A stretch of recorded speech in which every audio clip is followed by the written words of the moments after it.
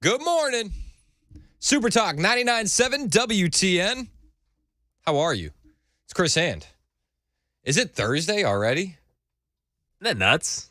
That's wild. Time flies when you're having fun. Dude.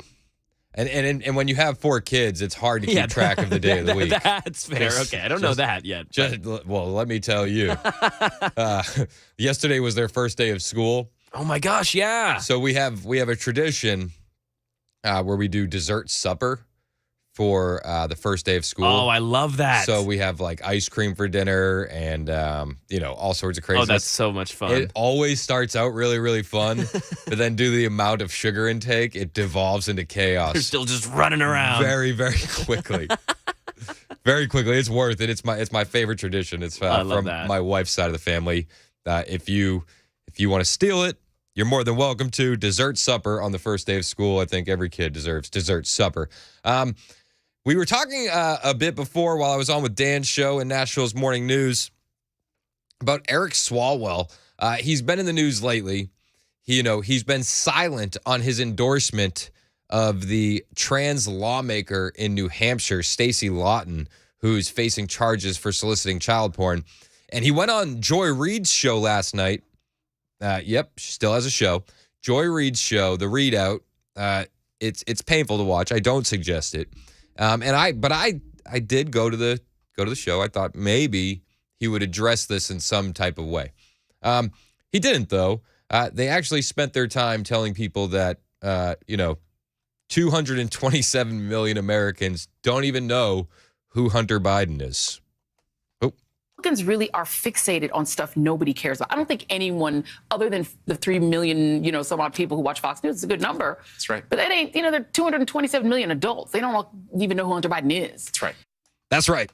227 million adults don't even know who Hunter Biden is. What? Is this lady crazy?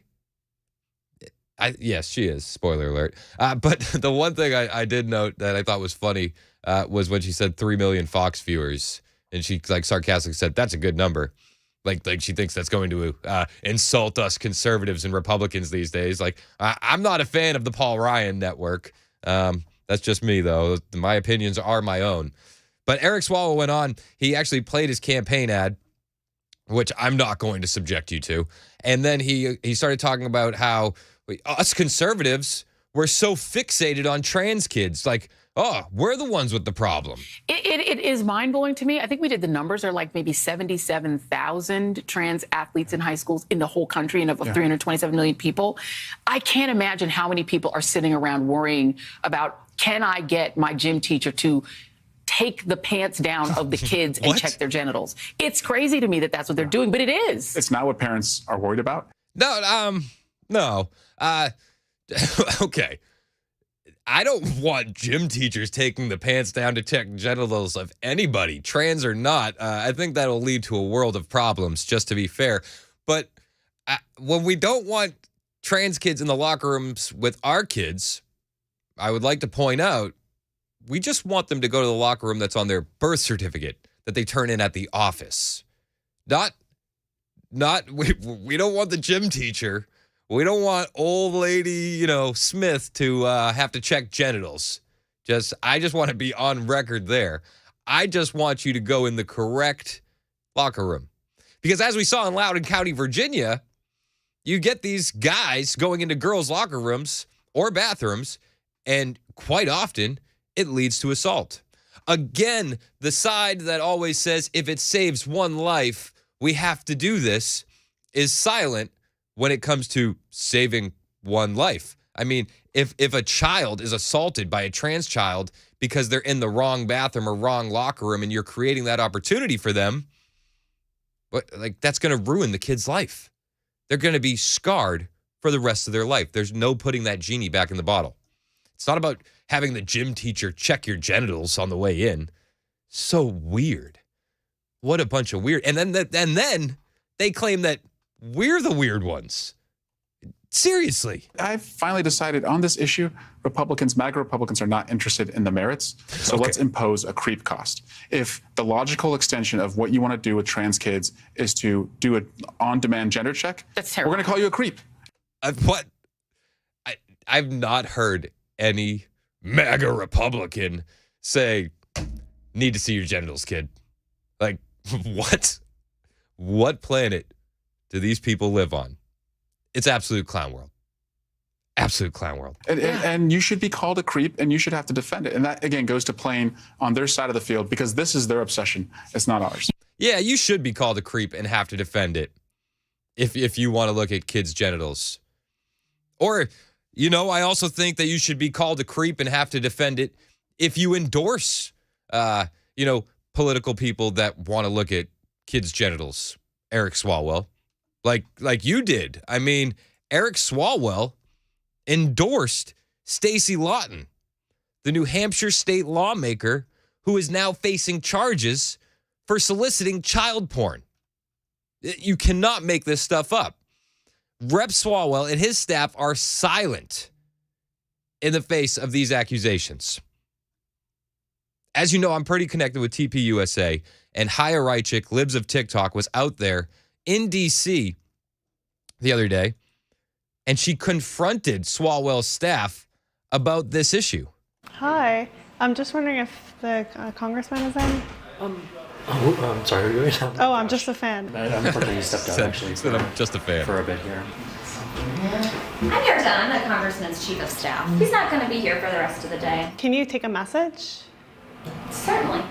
Okay, so you want to get a pen and paper? She's so good. I was just wanting to know if he intends to endorse more pedophiles for office. Is Stacey Lawton the only pedophile that he has endorsed for office? Is he going to endorse other types of criminals, or is he going to, stick with just endorsing the pedophiles? Do you have contact information? Yeah, sure. That we can share? Yeah. Great. So you want to write down my email? Here, I'll get it for you. Like, is he going to endorse bank robbers next, or is he just going to stick to the pedophiles? I'd love to know. I'm sure his constituents would love to know as well. I'm sure his constituents would love to know as well, too. I mean, the man, he endorses pedophiles. He sleeps with Chinese spies. And then he goes on MSNBC to say MAGA Republicans are demanding genital checks before kids go into the locker room. This dude is insane. He's either bat you-know-what crazy, or he's just intentionally malicious. And the pedophile he endorsed, in case you're unfamiliar, was 39-year-old Stacey Lawton, also known as Bruce. He was the first transgender identifying representative in the state of New Hampshire, and he was arrested and charged in June for soliciting pornographic images of children from his partner, who was a daycare worker at the time. These people are sick. The Democrats are so good at projecting. The only one that the only side that's really interested in looking at kids' genitals are the people that Eric Swalwell is endorsing. I mean, the former New Hampshire representative, Stacey or Bruce Lawton, this guy is facing 1 count of sexual exploitation of minors and aiding and abetting by the U.S. Attorney's Office District Attorney in Massachusetts. The Department of Justice's press release and case information regarding the charges both actually used his preferred female pronouns. Weird. So when this sicko eventually goes to jail for these charges, which I do believe he will, because they have the receipts, they have the text messages, they have the exchanges, when he goes to jail, he's probably going to go to a female prison. You cannot make this stuff up. And we're the ones that are creeps, according to Eric Swalwell. We're the creeps. It's crazy. 615-737-9986 is the number to text or call if you want to get in on the conversation. So Lena texted in, and she said, with Joy Reid's own admission that they don't report on Hunter on the mainstream media, so people who watch mainstream media don't know who Hunter is. That's her lack of reporting. Thank you for the text, Lena. Very true. 9707 texted in, said his name is creepy. I will point out another politician that endorsed Bruce Stacey Lawton is Beto O'Rourke. And when I was talking to Haya on the phone, she actually said to me, "Do you think that we should confront Beto as well?" And she came to the conclusion that he's no longer politically relevant. Beto's done. Still, you shouldn't be out there endorsing pedophiles. But that's what Eric Swalwell did. And when he has a chance to address it on MSNBC, of course, they would rather turn to blaming MAGA Republicans for gender checks at the locker room door. It is mind-blowing to me. I think we did the numbers are like maybe 77,000 trans athletes in high schools in the whole country and of 327 million people. I can't imagine how many people are sitting around worrying about, can I get my gym teacher to take the pants down of the kids and check their genitals? It's crazy to me that that's what they're doing, but it is. It's not what parents are worried about. No, and I don't think any parents are doing that. I think when it comes to trans athletes competing against women, so boys competing against girls, I think the only real thing that parents are worried about is their kids getting hurt, clearly, and also losing opportunities for things like scholarships, because you can be a really bad male athlete and decide that it's a good career move to be a really great female athlete. We've seen it time and time again with Leah Thomas and Riley Gaines.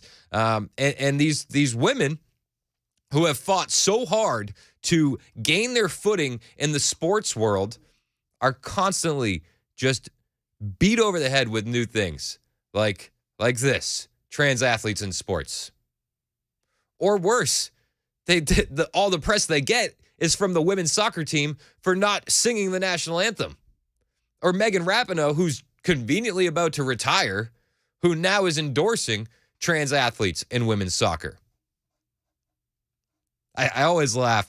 President Trump said if he owned a WNBA team, he would have the best WNBA team there is, because he would just bring in all the washed up male NBA players and tell them that they now identify as female.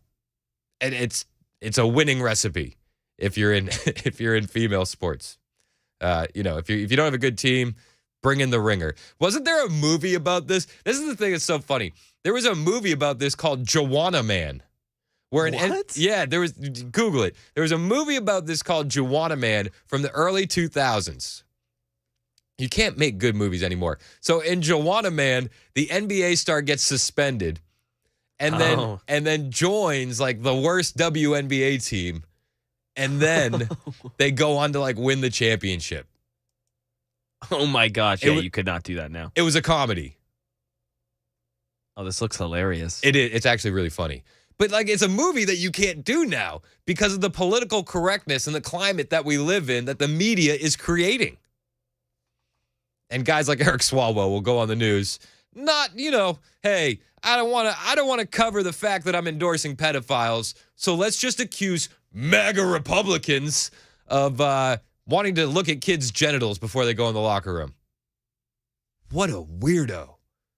I wish he would just stick to banging Chinese spies, because I feel like that's really all he's proficient in at this time. The people of California, they're lost. It's a lost state. If you can continually elect Eric Swalwell, Nancy Pelosi, Feinstein, with all the baggage that they have, and then yell out Orange Man bad because of the baggage he has, like, you've lost it, guys. You jumped the shark. It is 9:20 on Super Talk 99.7 WTN. My name is Chris Hand. This is the Chris Hand Show. Thank you for being here.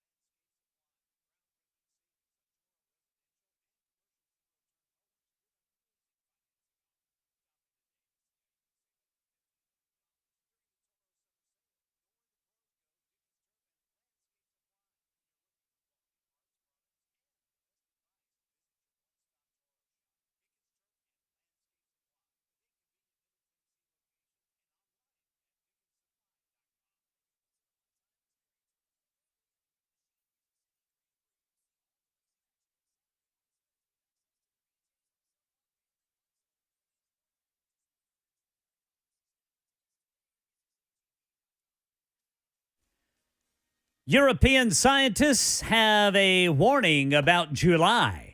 TSA pay raise. Could it be permanent? Hiring remains strong in this country. We'll tell you all about it at 9:30 on Super Talk 99.7 WTN.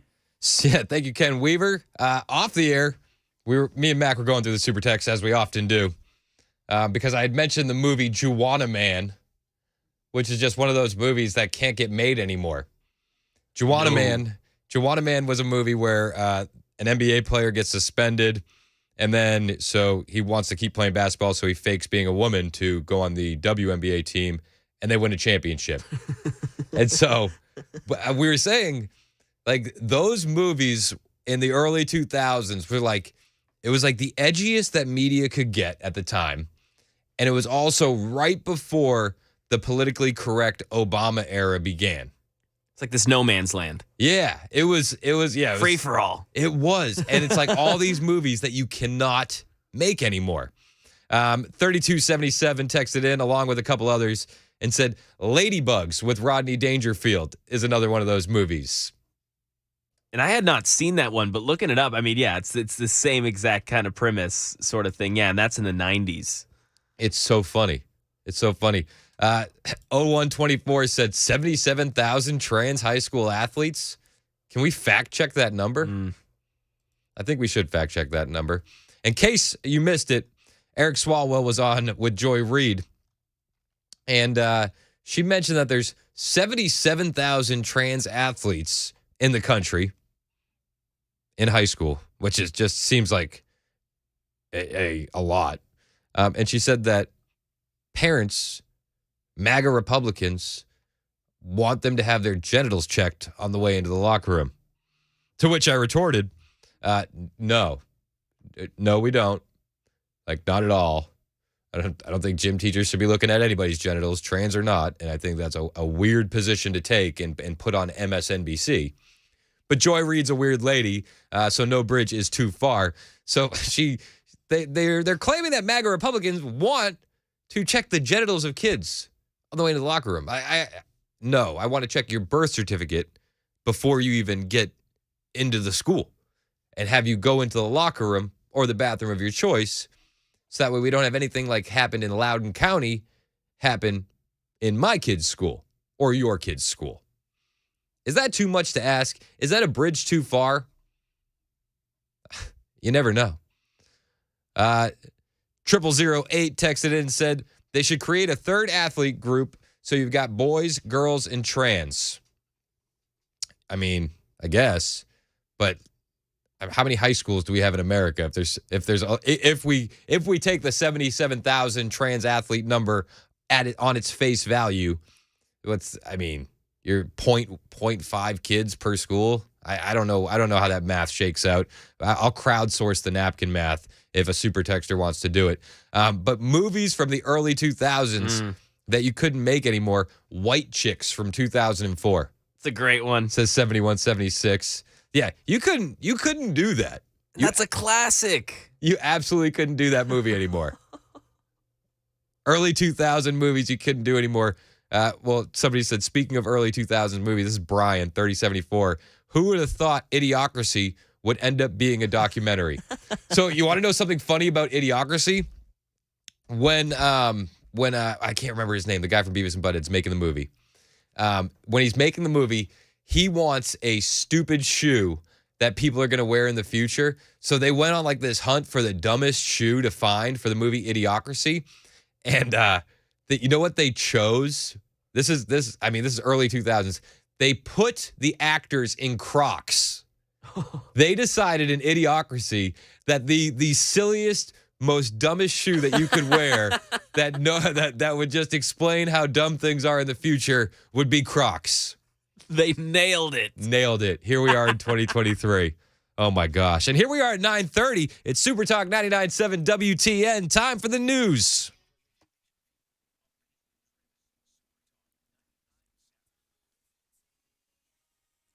I'm Ken Weaver with your top stories, and we've got a crash in the way. 24 eastbound right before the 40 split. The right two lanes are blocked at downtown. Then in Berry Hill, 65 northbound at Armory Drive, the right two lanes are blocked. Scientists in Europe warning that this month is virtually certain to be the world's hottest month on record. They say it's on track to be the hottest ever recorded, possibly in 120,000 years. TSA pay raise, this year's historic $400 million allotment from the Inflation Reduction Act saw agents get an average increase of 30% to their paycheck over the past week. But Mississippi Democrat Congressman Benny Thompson says it's only for 1 year unless Congress can agree on a permanent extension. It's the largest single pay raise that I'm aware of in federal government's history. But we playing catch up. And so playing catch up requires investment. Now we need to maintain it. 7,000 fewer out-of-work Americans filing first-time claims for unemployment benefits in the week ending July 22nd than the week before. The number of people receiving benefits is about 1.7 million. That's the latest news. Weather is next. I'm Ken Weaver, WTN News.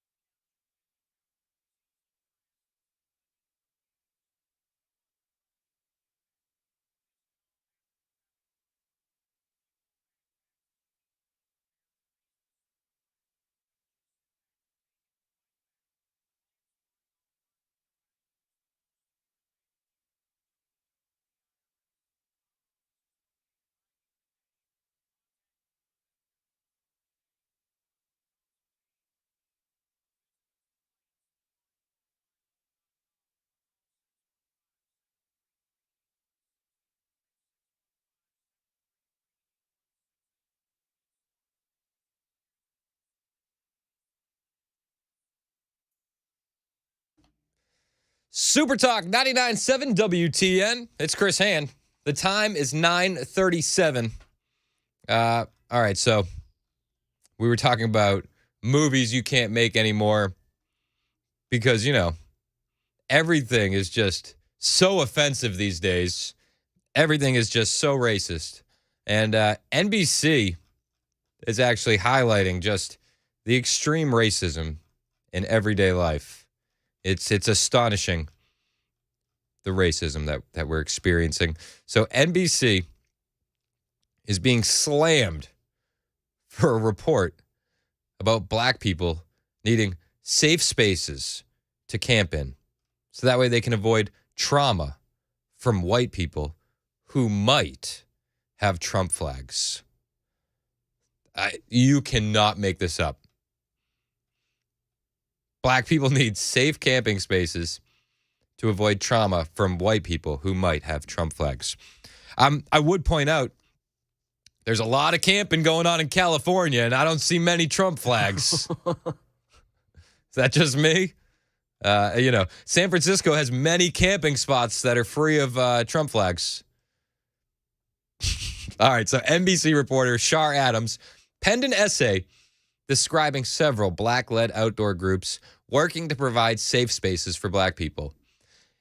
They often say, like, the worst kind of racism is the racism of low expectations. And I totally agree with that. Like, if I'm thinking about my friends who are black, if they want to go camping, I don't think they need safe spaces. That's the silliest thing. But this report focused on creating safe spaces so that black people can avoid harassment and trauma from white people at campsites. Yep. It's a real thing. Really happened.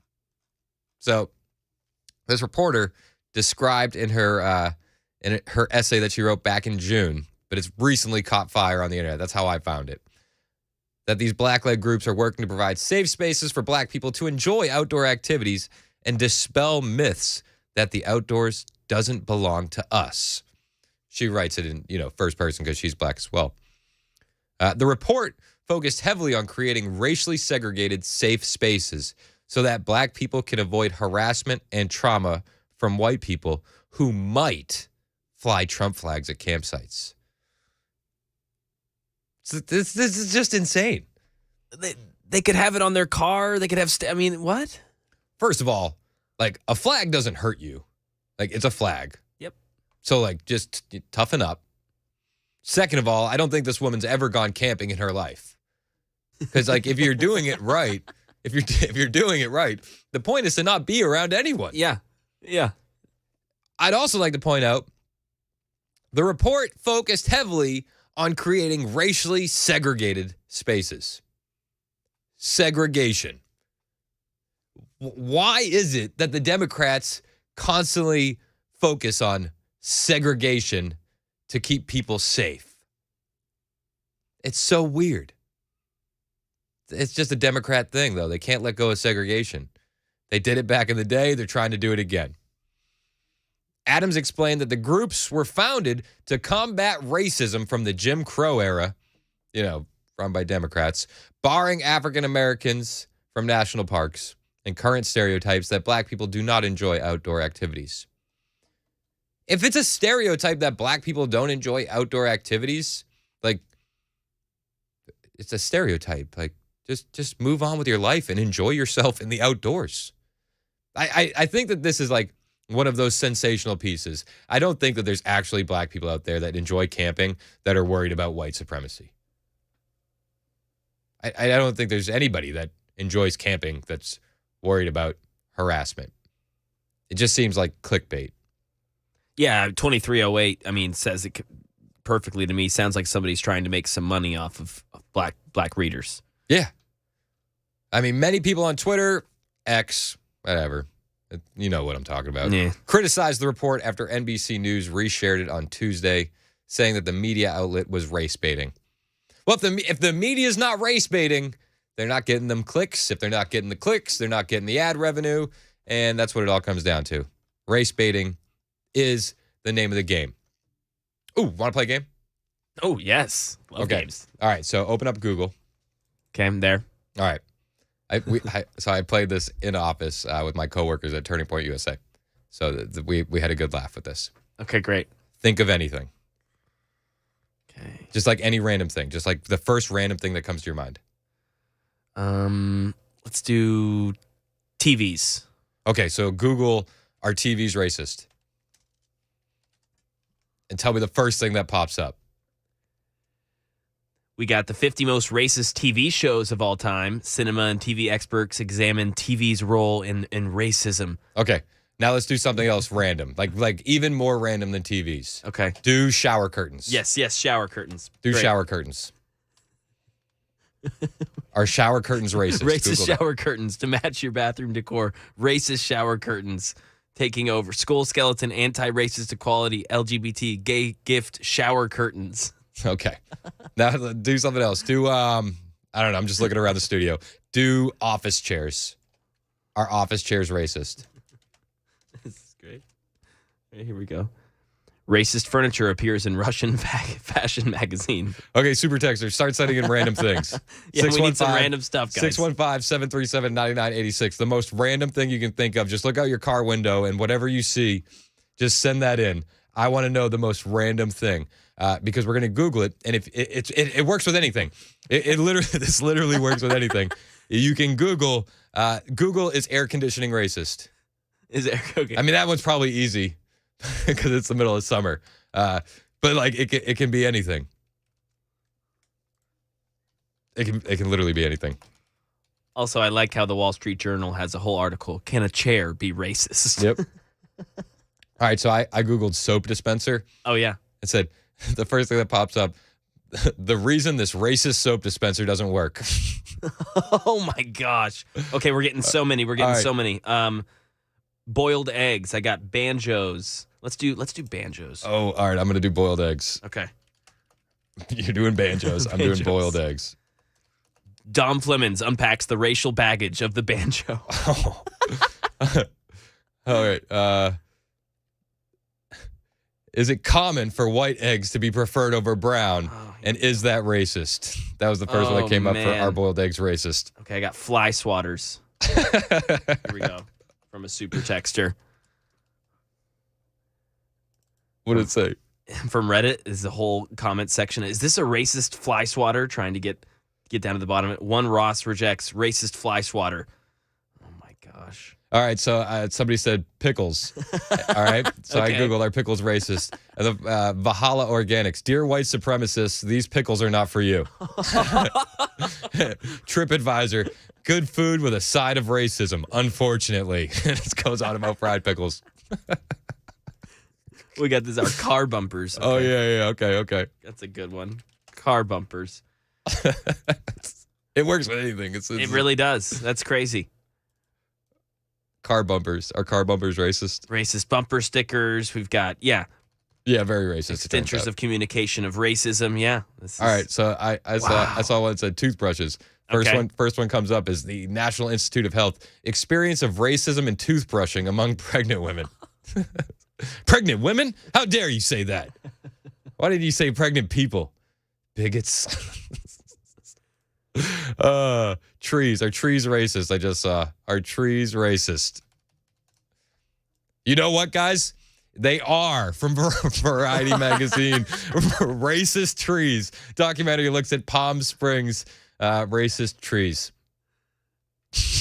Gosh, I got telephone poles. We got the National Review has a whole article on racist telephone poles. The Medium has the racist history of telephone poles. Oh my gosh, dude. Like everything is racist. What? Everything is racist. What? You cannot make this stuff up. But that's what the media does. It's like if you put the word racism in there, it is so clicky and clickbaitable. Boom. Yep, exactly. And you're going to get those hits. And you can see, so when Occupy Wall Street happened, everybody was talking about the banks falling apart. Mm-hmm. And then right around that same time, we saw an increase in the amount of articles that focused on racism. So what the mainstream media did was they took the Occupy Wall Street class war and they turned it into a race war. And they saw these articles about race generating massive amounts of traction and hits online, and they just started running with it. And everything became racist. And that's what we're dealing with. We're dealing with the media focusing on turning what was a class war 10 years ago, 15 years ago now, into a race war. And it's so fabricated.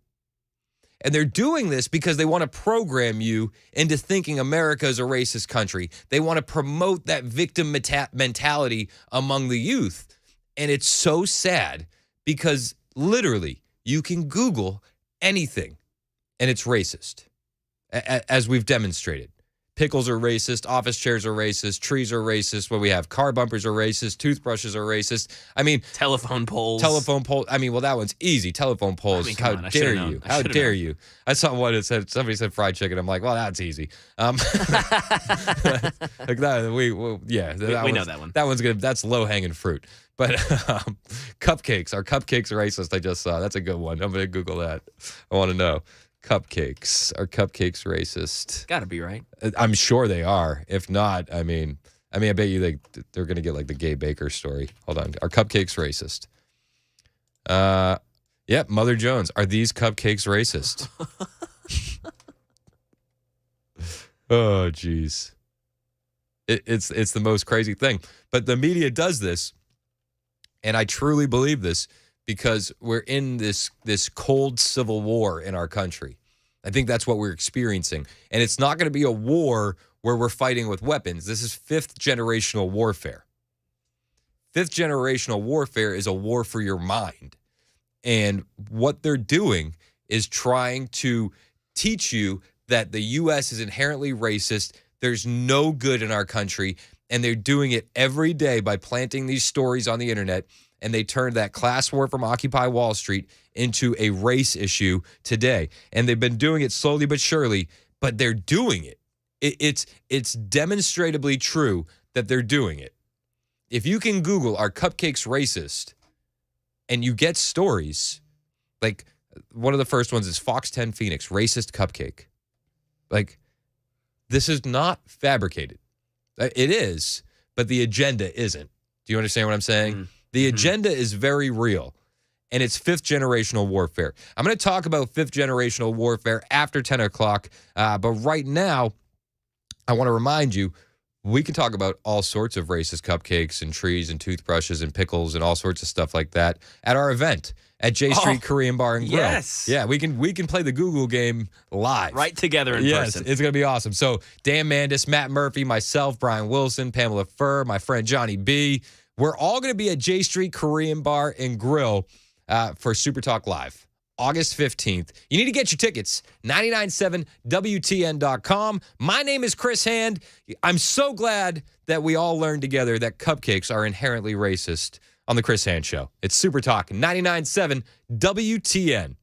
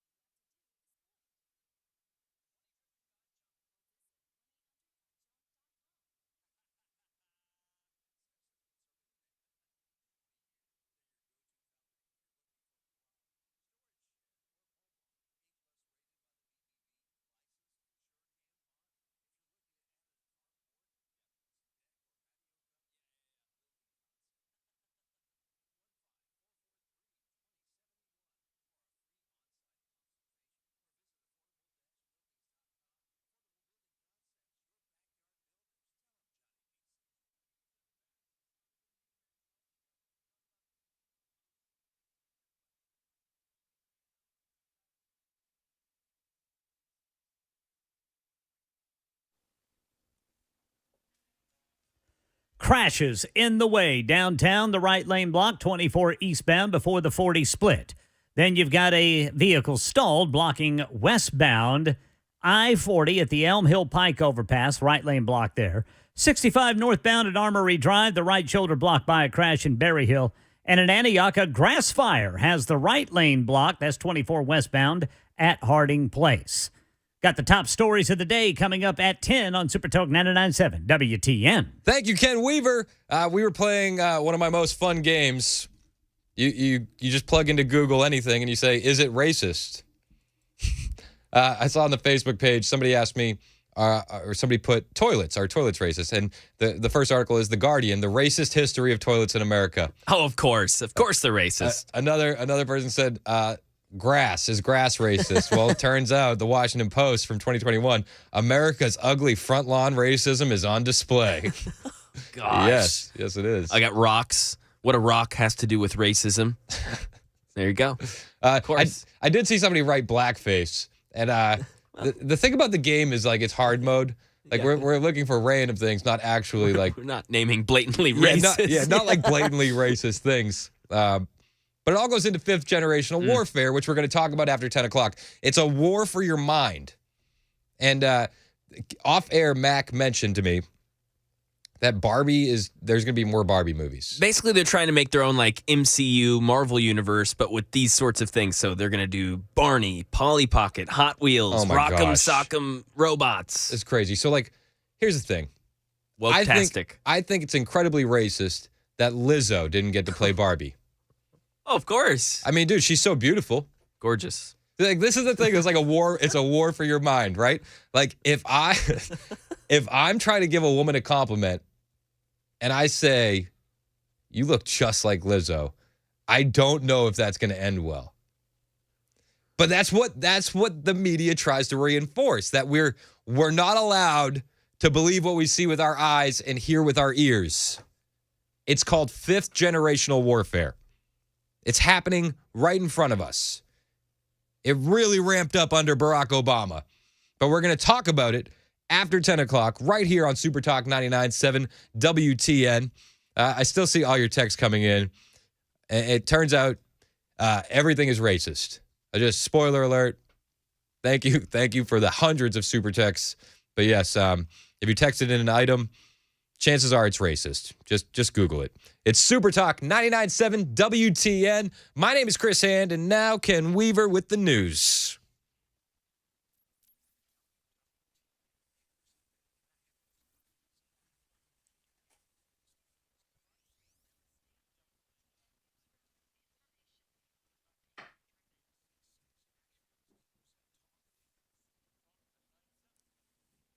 Ten o'clock on the dot this Thursday morning. I'm Ken Weaver with your top stories. And in about 3 hours, the National Weather Service will put into effect a heat advisory for all of southern Kentucky. Only some of us here in Middle Tennessee.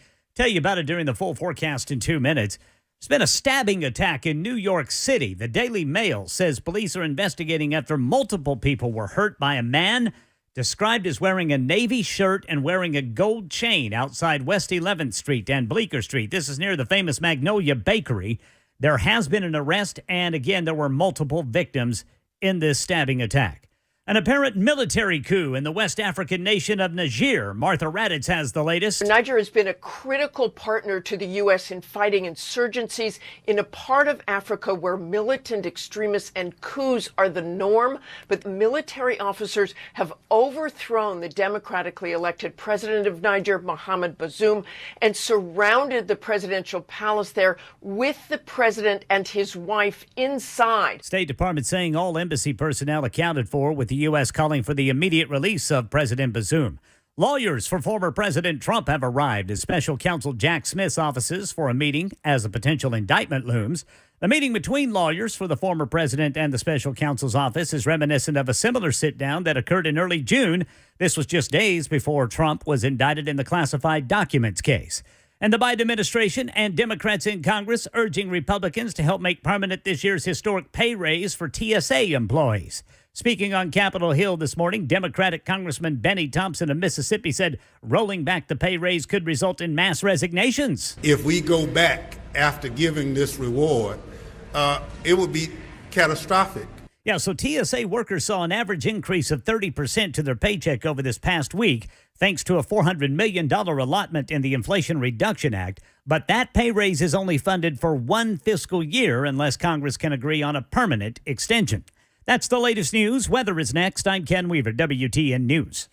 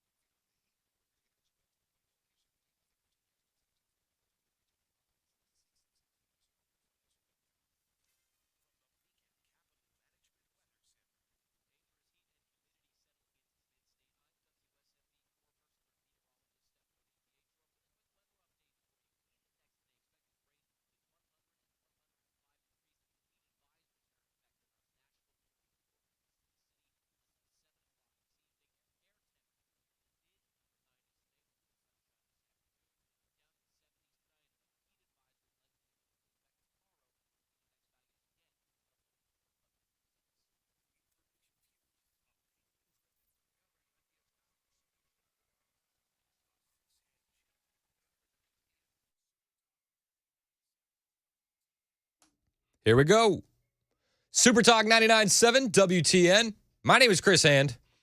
We just had a lot of fun playing the Is It Racist game on Google, where you can just type in anything that you see and type up Is It Racist? And sure enough, you'll get a story on why it's racist.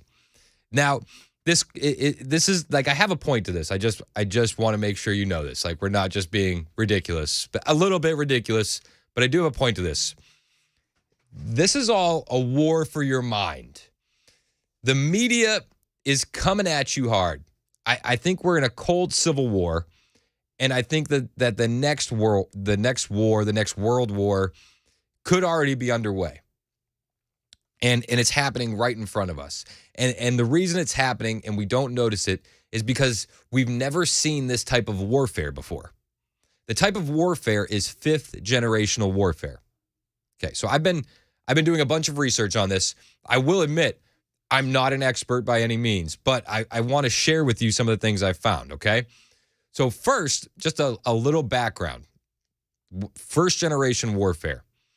You know, uniformed soldiers, think like old school fighting, American Revolution, the Battle of Waterloo, you know, that's first generation to second generation. Second generation also has use of new technologies such as rifle muskets, breech loading weapons, new tactics, going into trenches and barbed wire.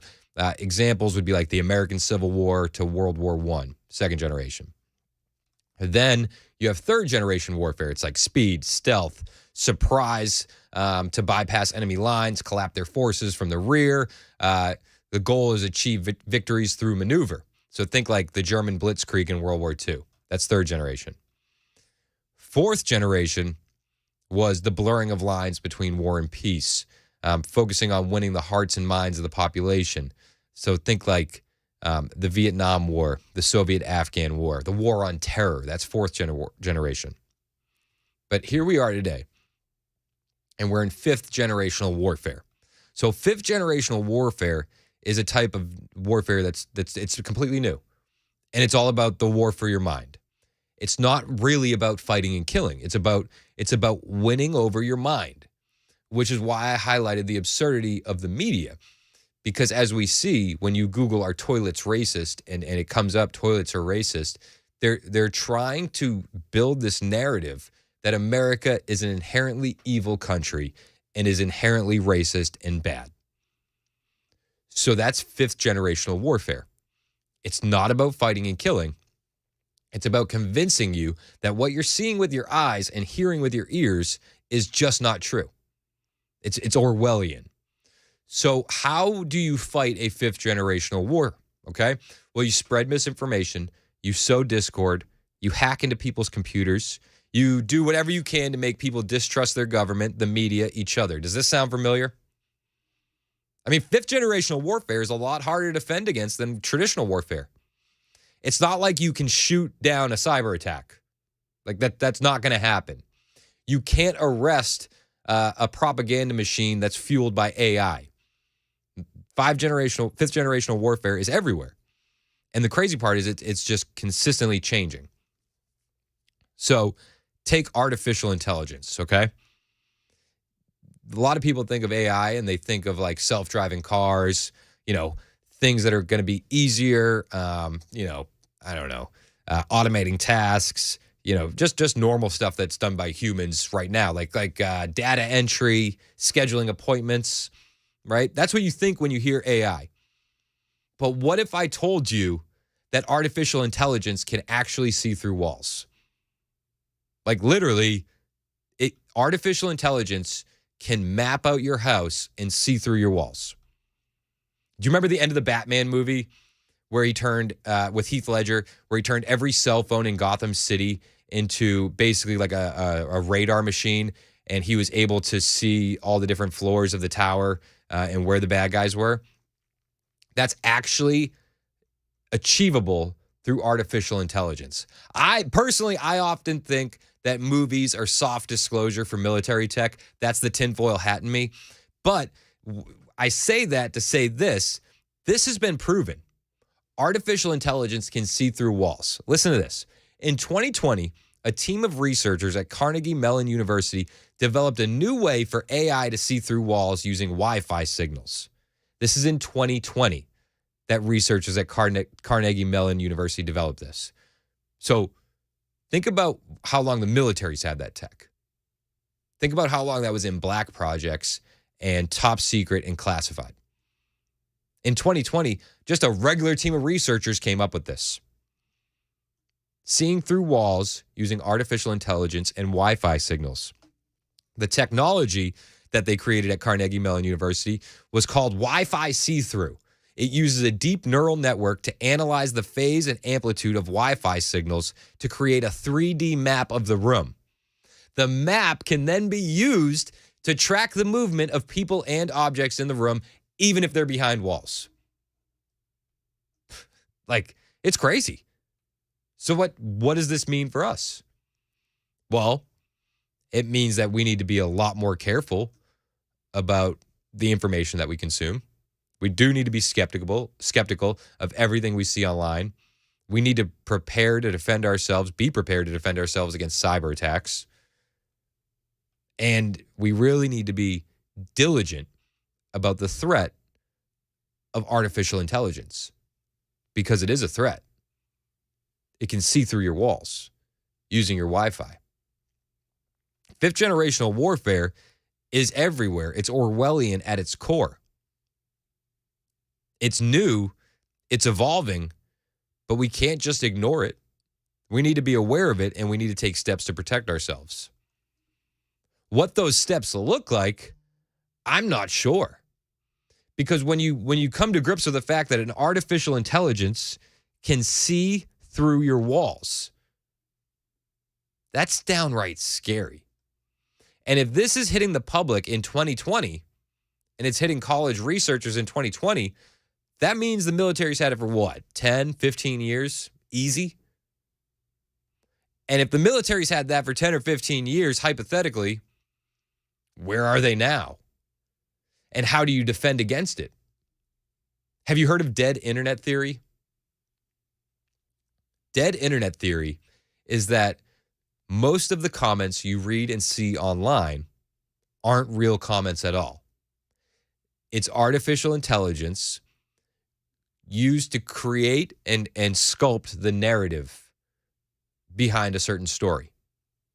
So when you're on Twitter or you're on a comment section of some website and you're being shouted down for wrongthink, you could be arguing with artificial intelligence bots. And it creates that confirmation bias for somebody who's already been deeply programmed by the mainstream media, by the tools put in place for this fifth generational warfare. They're seeing you get shouted down by artificial intelligence bots, and it's confirmation bias. They're like, oh, see, everyone agrees with me, even though that it's not real people. I read a study that said that they actually think around 90% of the comments online are fake. Artificial intelligence. It's scary. We're seeing artificial intelligence now to the point where you can write an entire college paper in seconds with artificial intelligence and get a passing grade. And the professors can't tell the difference. It's shocking. So where does it go from there? Well, I read a story that artificial intelligence can even bypass the safeguards that we have in place for hacking and phishing and stuff like, the check this box if you're not a robot, or type in this CAPTCHA if you're not a robot. There was a story where artificial intelligence called up a hotline that helps handicapped people, used an artificial intelligent voice generator, told the person on the other end of the line that they were blind and they couldn't see the CAPTCHA, and that they needed them to put in the CAPTCHA for the artificial intelligence. And the person obliged them. It helped the computer bypass the security to make sure you're a human. That's how far this artificial intelligence is going. What we're going to see in the next 10 years are horrors beyond our comprehension when it comes to this tech. I'm not sure how you protect yourselves unless you stay off the internet, which in and of itself is one of the hardest things that you can do in this day and age. Everything's digital. I try to keep my kids offline as much as I can because the algorithms, the artificial intelligence, everything is out to get them, to teach them what to think, not how to think. It's all there. It's laid out in front of you. And it's gotten to the point where even scammers are using artificial intelligence to fake calls from family members to say they've been kidnapped and that they need money. So if you're constantly putting selfie videos on the internet, there could be an artificial intelligence out there that is data mining your voice, your authentic, unique voice, and then can repurpose it for anything.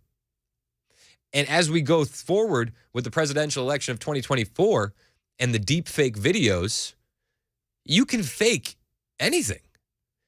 We're going to get to the point where we can't believe anything we see with our eyes or hear with our ears.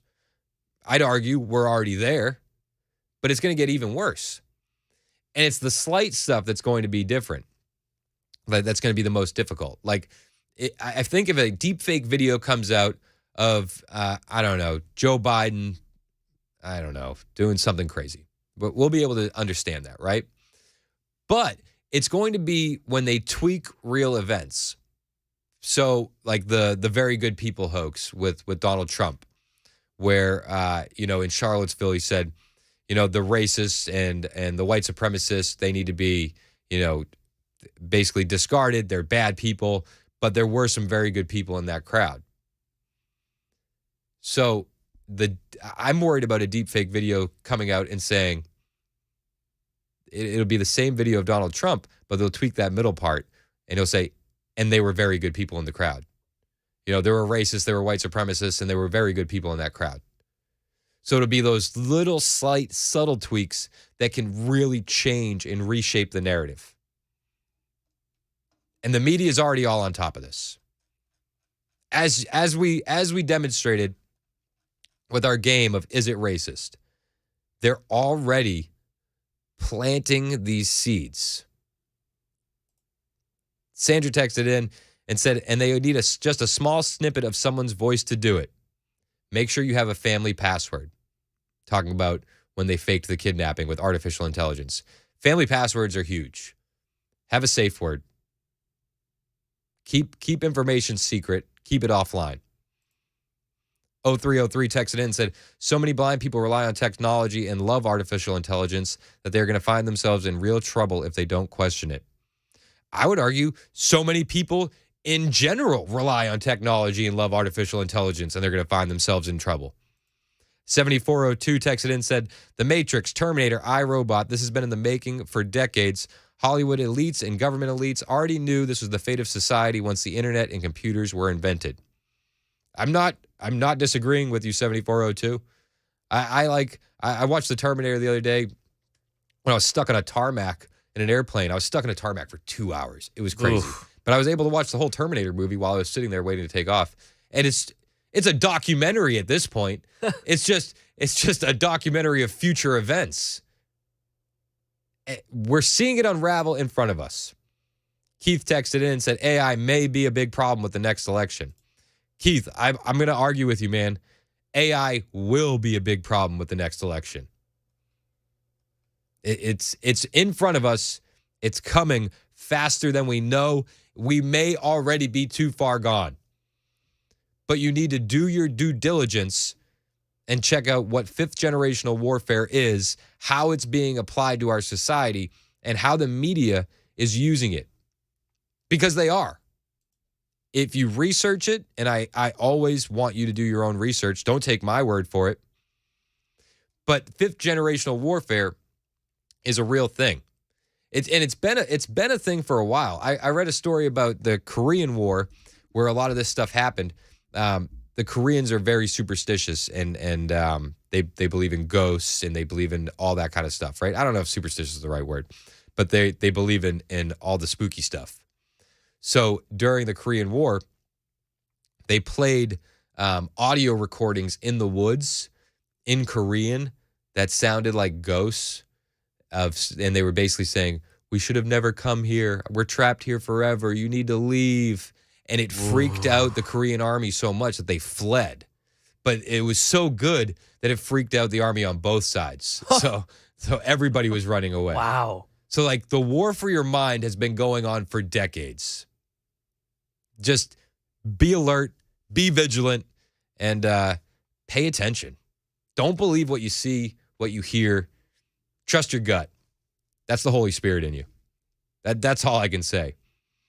At the end of the day, the only thing you can really do is find Jesus, trust God, have a family, raise your kids right, keep them off the internet. That's the only real way to protect yourself from what's coming down the pipe. Sorry if I'm doom and gloom, but at least we had fun earlier with the Googling, is it racist, right? It's Super Talk 99.7 WTN 1021. My name is Chris Hand. Thank you for being here. This is The Chris Hand Show.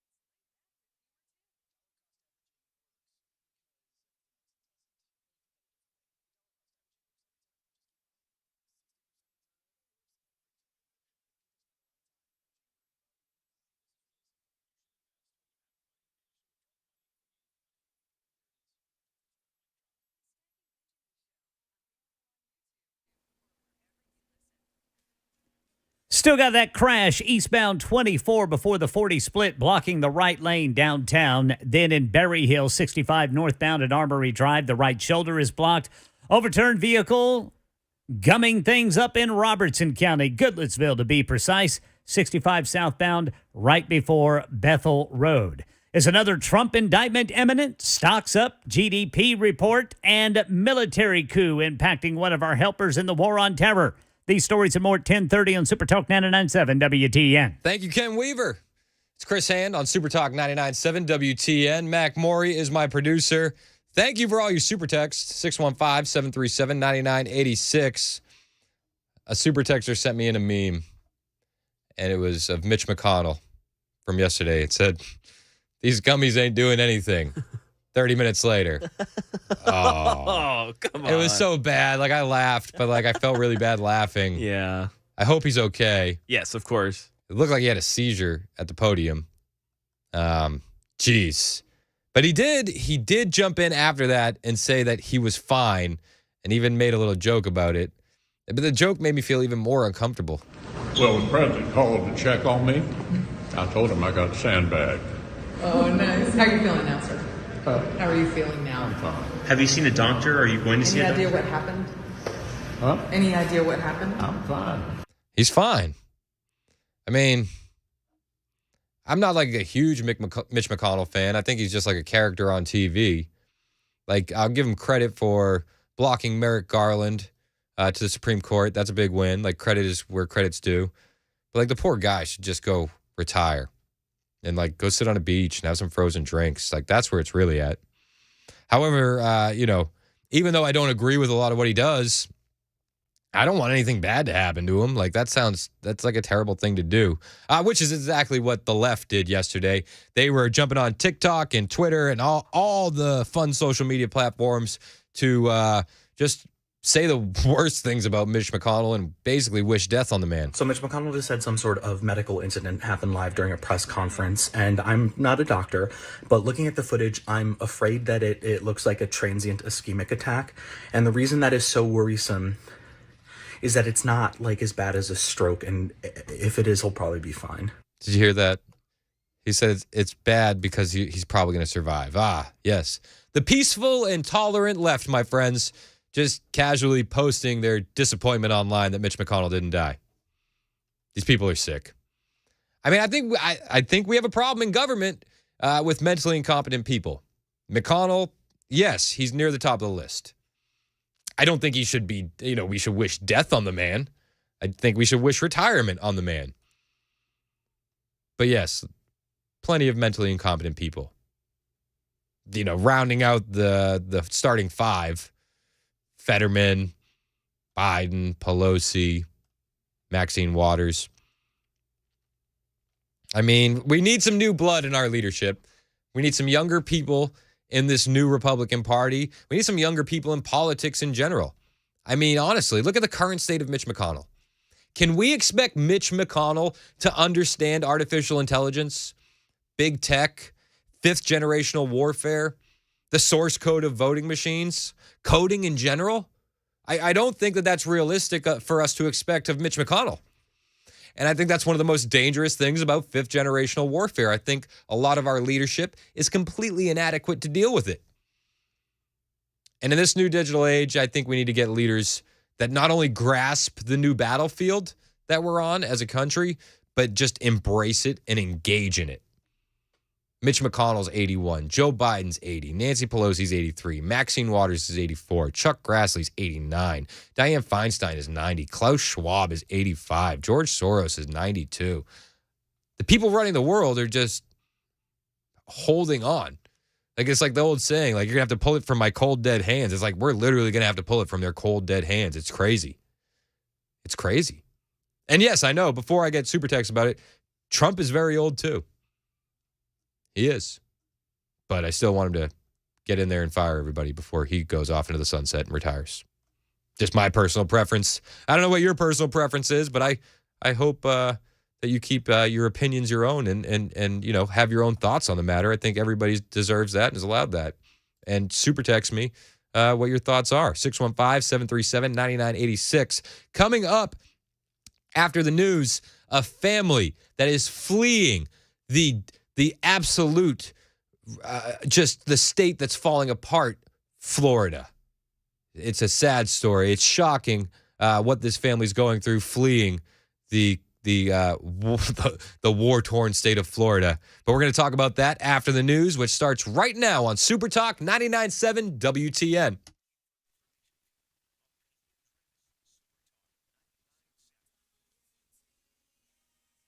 10:30 on the dot this Thursday morning. I'm Ken Weaver with your top stories. And some of Middle Tennessee have a heat advisory to look forward to.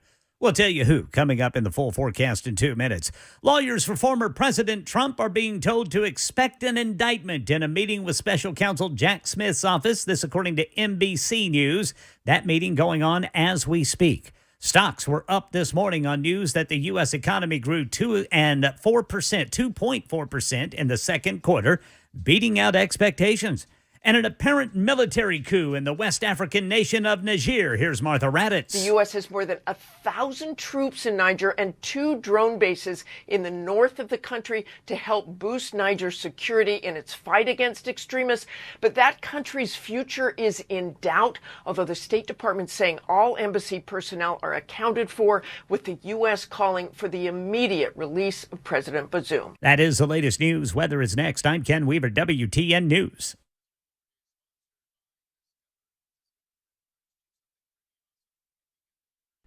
Hi, I'm Paul Winkler. You often hear me talk about diversification in the investing process, but how do we diversify?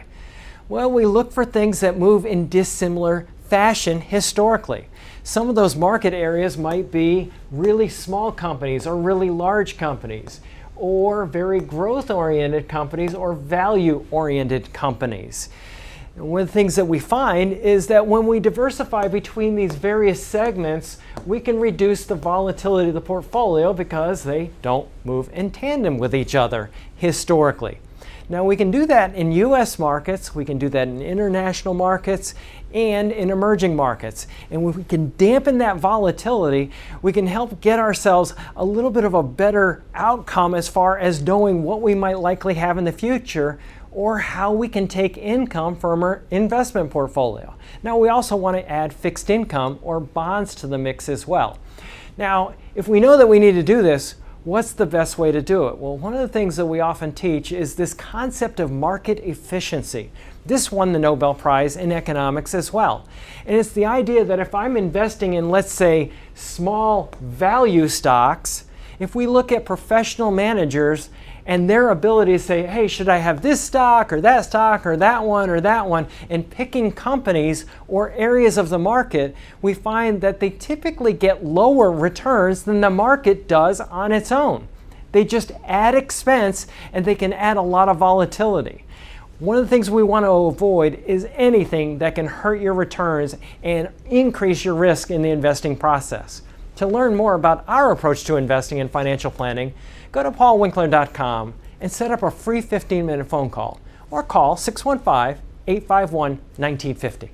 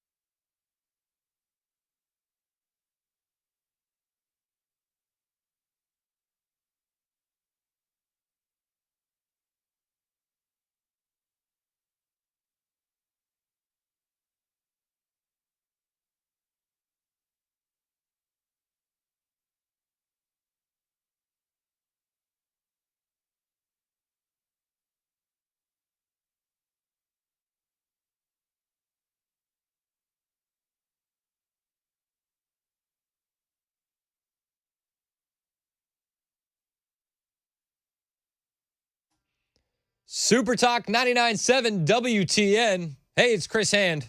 I love it when you're a part of the conversation on the Super Text line, 615-737-9986. We've been talking about the war that's on for your mind. Fifth generational warfare. Just the mind virus that the media is implanting in people's ears. And last night, I'm scrolling through Twitter, right? This is what I do. This is like my show prep process. I just scroll through Twitter, scroll through, and I look for the crazy.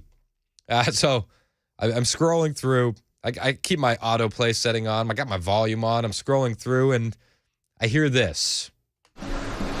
We just thought it would be a nice, warm place to live where we could get to beaches. I just never thought that I would have to flee a state for the good of my children.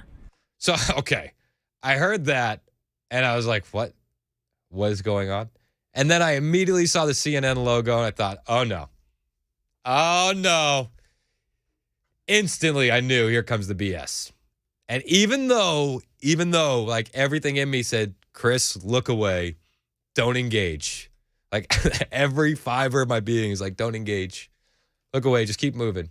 There's so much stuff going on in the news that we can cover with Hunter Biden and his plea deal falling apart. Even though I knew that, even though my soul told me not engage, I couldn't not engage when I heard this. We just thought it would be a nice, warm place to live where we could get to beaches. I just never thought that I would have to flee a state for the good of my children. So they're setting it up. The screen shows like this, like these beautiful beaches in Florida. And I knew where this was going. I knew here comes the BS. Okay, here we go. I couldn't look away. So I was hooked on this, and now we need to embrace this pain together. I just never thought that I would have to flee a state for the good of my children. The SB 254, this will permanent outlaw the mutilation of minors. See? You see what I'm talking about? They were like 10 seconds in, and they're already on DeSantis. Like, get ready. You think it's off the rails already? It's about to go way off the rails. This will permanent outlaw the mutilation of minors. I remember Tori coming to me one time and in tears, which she doesn't normally do. And I asked her what was wrong, and she said DeSantis. And like the fact that a governor would be making my kid cry, that's a messed up government. That's a messed up government. All right, are you starting to get the picture? Let me paint it for you. There's a family with an alleged trans child, a boy transitioning to a girl, and they are fleeing Florida because DeSantis, that evil governor, he banned child gender mutilation. Seriously. Now, this family in the video, I just want to paint the picture even more. In the video, they have a beautiful home. It's a very nice house. But the mom, who has, hashtag not my president just written all over her, wants to transition her son to her daughter. That's what I think is going on. So, are you following? So DeSantis has since banned gender mutilation for children, as it should be. The family, because of that, the family is quote unquote fleeing the state. Oh, so there's the victimhood. We gotta get out of here. So they want you and I to feel sorry for them because their child will have to wait until they're of legal age to make a life-changing decision. Oh, the humanity. Hold on. It gets even worse, believe it or not. We're absolutely moving because of the political climate and the laws in Florida. We didn't want to move. When the Florida Board of Medicine started meeting and we realized that they were going to ban gender-affirming care for our kids, that we might need to leave because that is life-saving, essential medicine and treatment for our daughter. Again, it's a war for your mind. It's all in the language. It's gender-affirming care. It's life-saving treatment. Their son that they want to medically castrate The political climate in Florida is so bad. So that's the psychotic mother talking. She says we didn't want to move. I mean, lady, nobody is forcing you. All right, next, there's more. But wait, there's more. We're going to hear from the son who believes he's a girl. I was very relieved when we decided to leave. I had never really heard that much about trans people, and until I was like 11 or 12, I didn't even know trans people existed. So I was just used to being uncomfortable. I started hormone blockers pretty soon after that. I honestly feel really bad for this kid. So this poor kid says he didn't even know what trans people were at 11 or 12. But as soon as he found out, he was on puberty blockers soon after. Is that how we should be making life-altering decisions? On a whim? You find out something new and you just go for it? I feel so bad for this child. You know, the parent's job is to protect their kids from bad decisions. Bad decisions are part and parcel of having kids. They're going to come, and it's your job as a parent to protect them.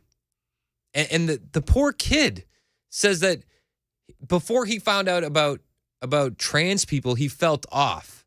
I mean, I have news for you. At 11 or 12, as we start going through puberty, everyone listening to me right now felt off. Anyone that's ever gone through puberty, right at the beginning, you felt off. I mean, that's how puberty kicks off.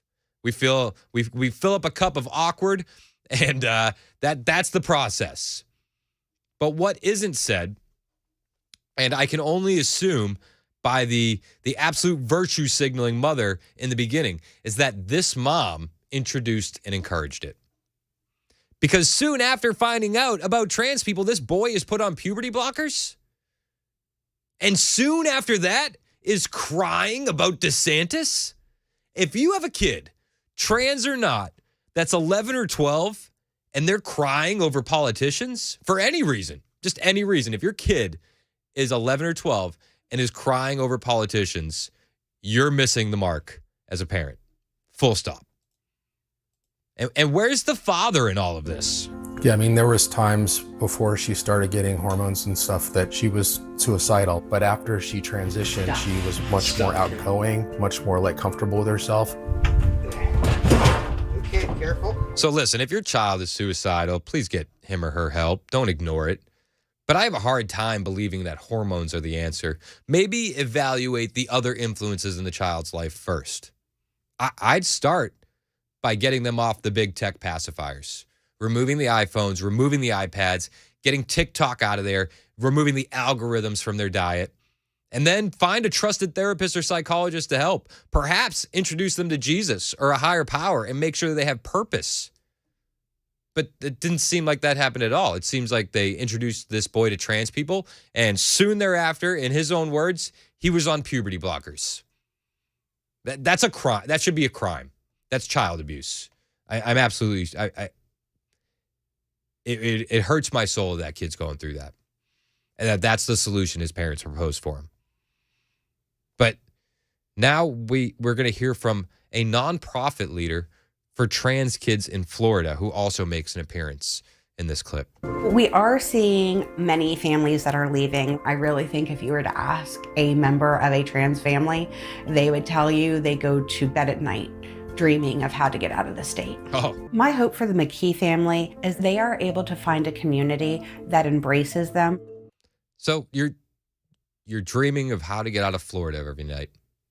Really? Like that's the biggest worry in your life is you need to be able to transition your child, and you go to bed every night dreaming of how to get out of Florida. Like, there's other countries on this planet where, like, you literally can't move from your town without checking in with the government first. But your biggest worry is transitioning your child and dreaming every night of how to get out of Florida. If that's the biggest worry in your life, just leave. Like, moving is easy. I don't understand the victim mentality of these people on the left. I really don't. Oh, how can we flee this awful state? Oh, we have a Republican governor and he won't let us mutilate our child. Oh, like there's some refugee from a war-torn country. It's insane.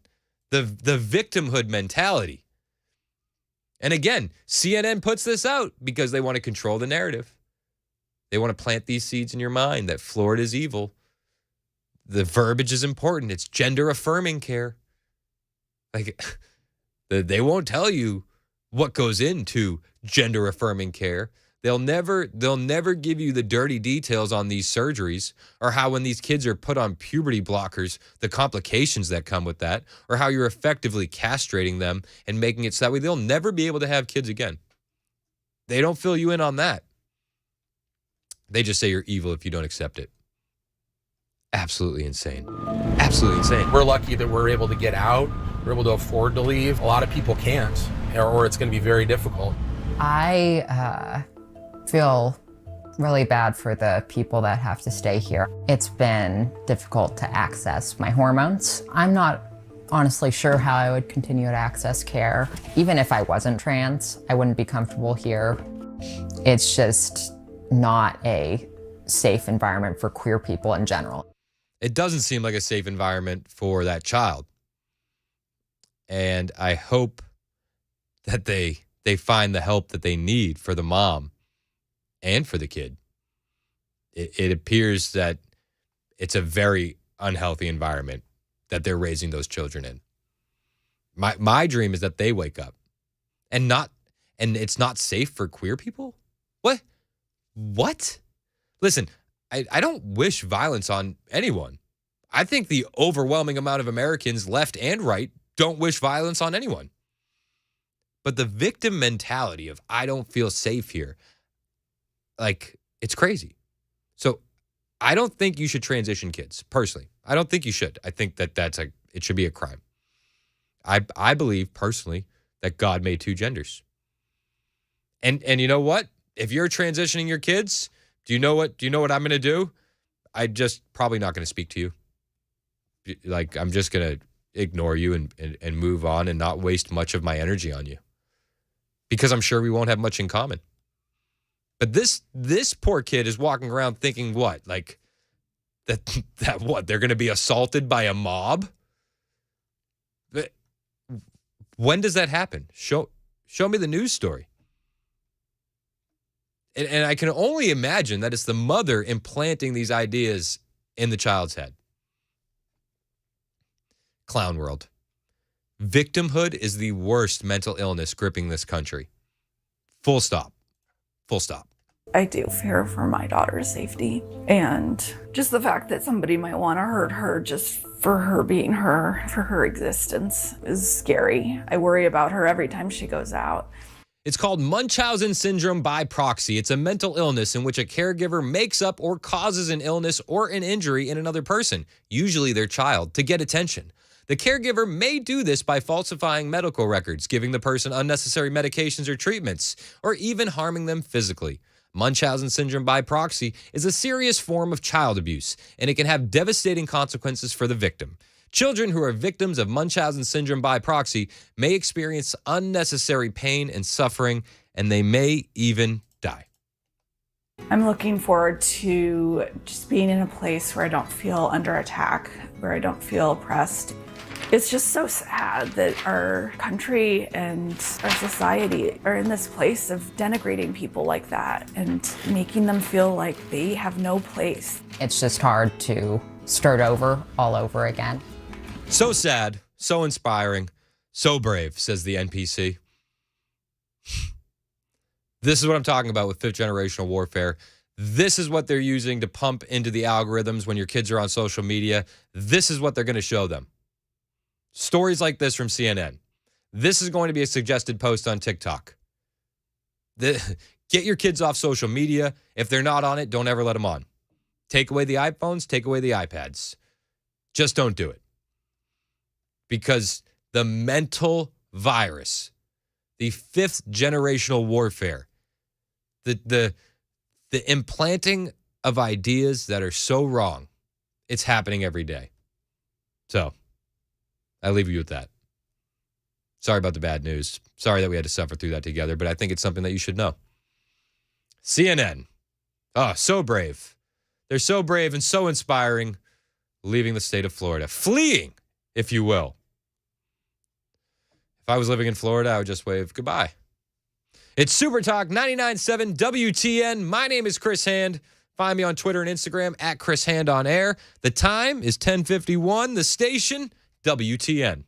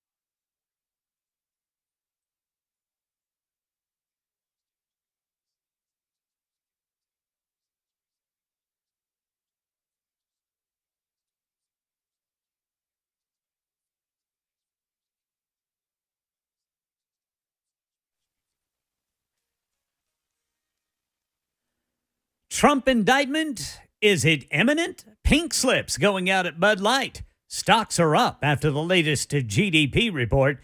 And European scientists with a warning about this month. These stories at more at 11 a.m. on Super Talk 99.7 WTN. Ken Weaver, you had me at pink slips at Bud Light. Yeah, wait till you hear this, Brother Chris. Oh, man, I can't wait. The news is hitting at 11 o'clock. And yeah, the Trump stuff is crazy too. Trump's lawyers meeting with the special counsel ahead of this possible indictment. The meeting is over. We're waiting for the latest. Ken Weaver. Yeah, you might say Trump stock is going up again. Oh, Trump stock is always going up, it seems.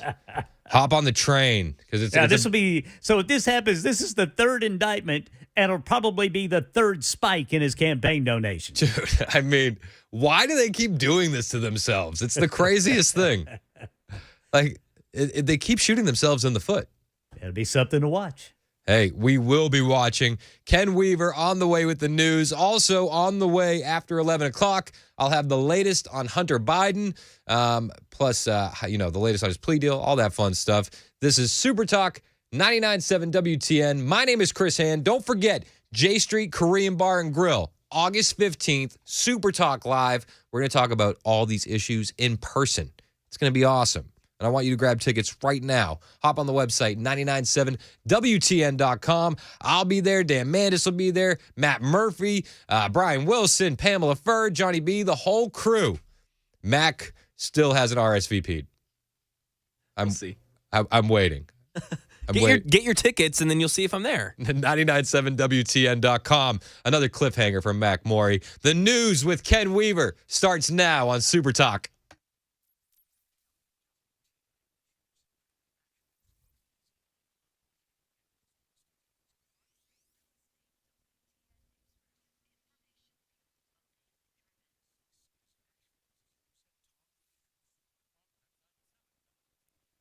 $11 o'clock on the dot this Thursday morning. I'm Ken Weaver with your top stories. Some of us in Middle Tennessee under that heat index for triple-digit feels-like temperatures. All of southern Kentucky's in it. Full forecast in 2 minutes. NBC News says lawyers for former President Trump are being told to expect an indictment in a meeting with special counsel Jack Smith's office this morning. The meeting between lawyers for the former president and the special counsel's office is reminiscent of a similar sit-down that occurred in early June, just days before Trump was indicted in the classified documents case. In the target letter he was most recently sent in the January 6th matter, Trump was offered the opportunity to testify before the grand jury. He declined to appear. That's Stephen Portnoy reporting.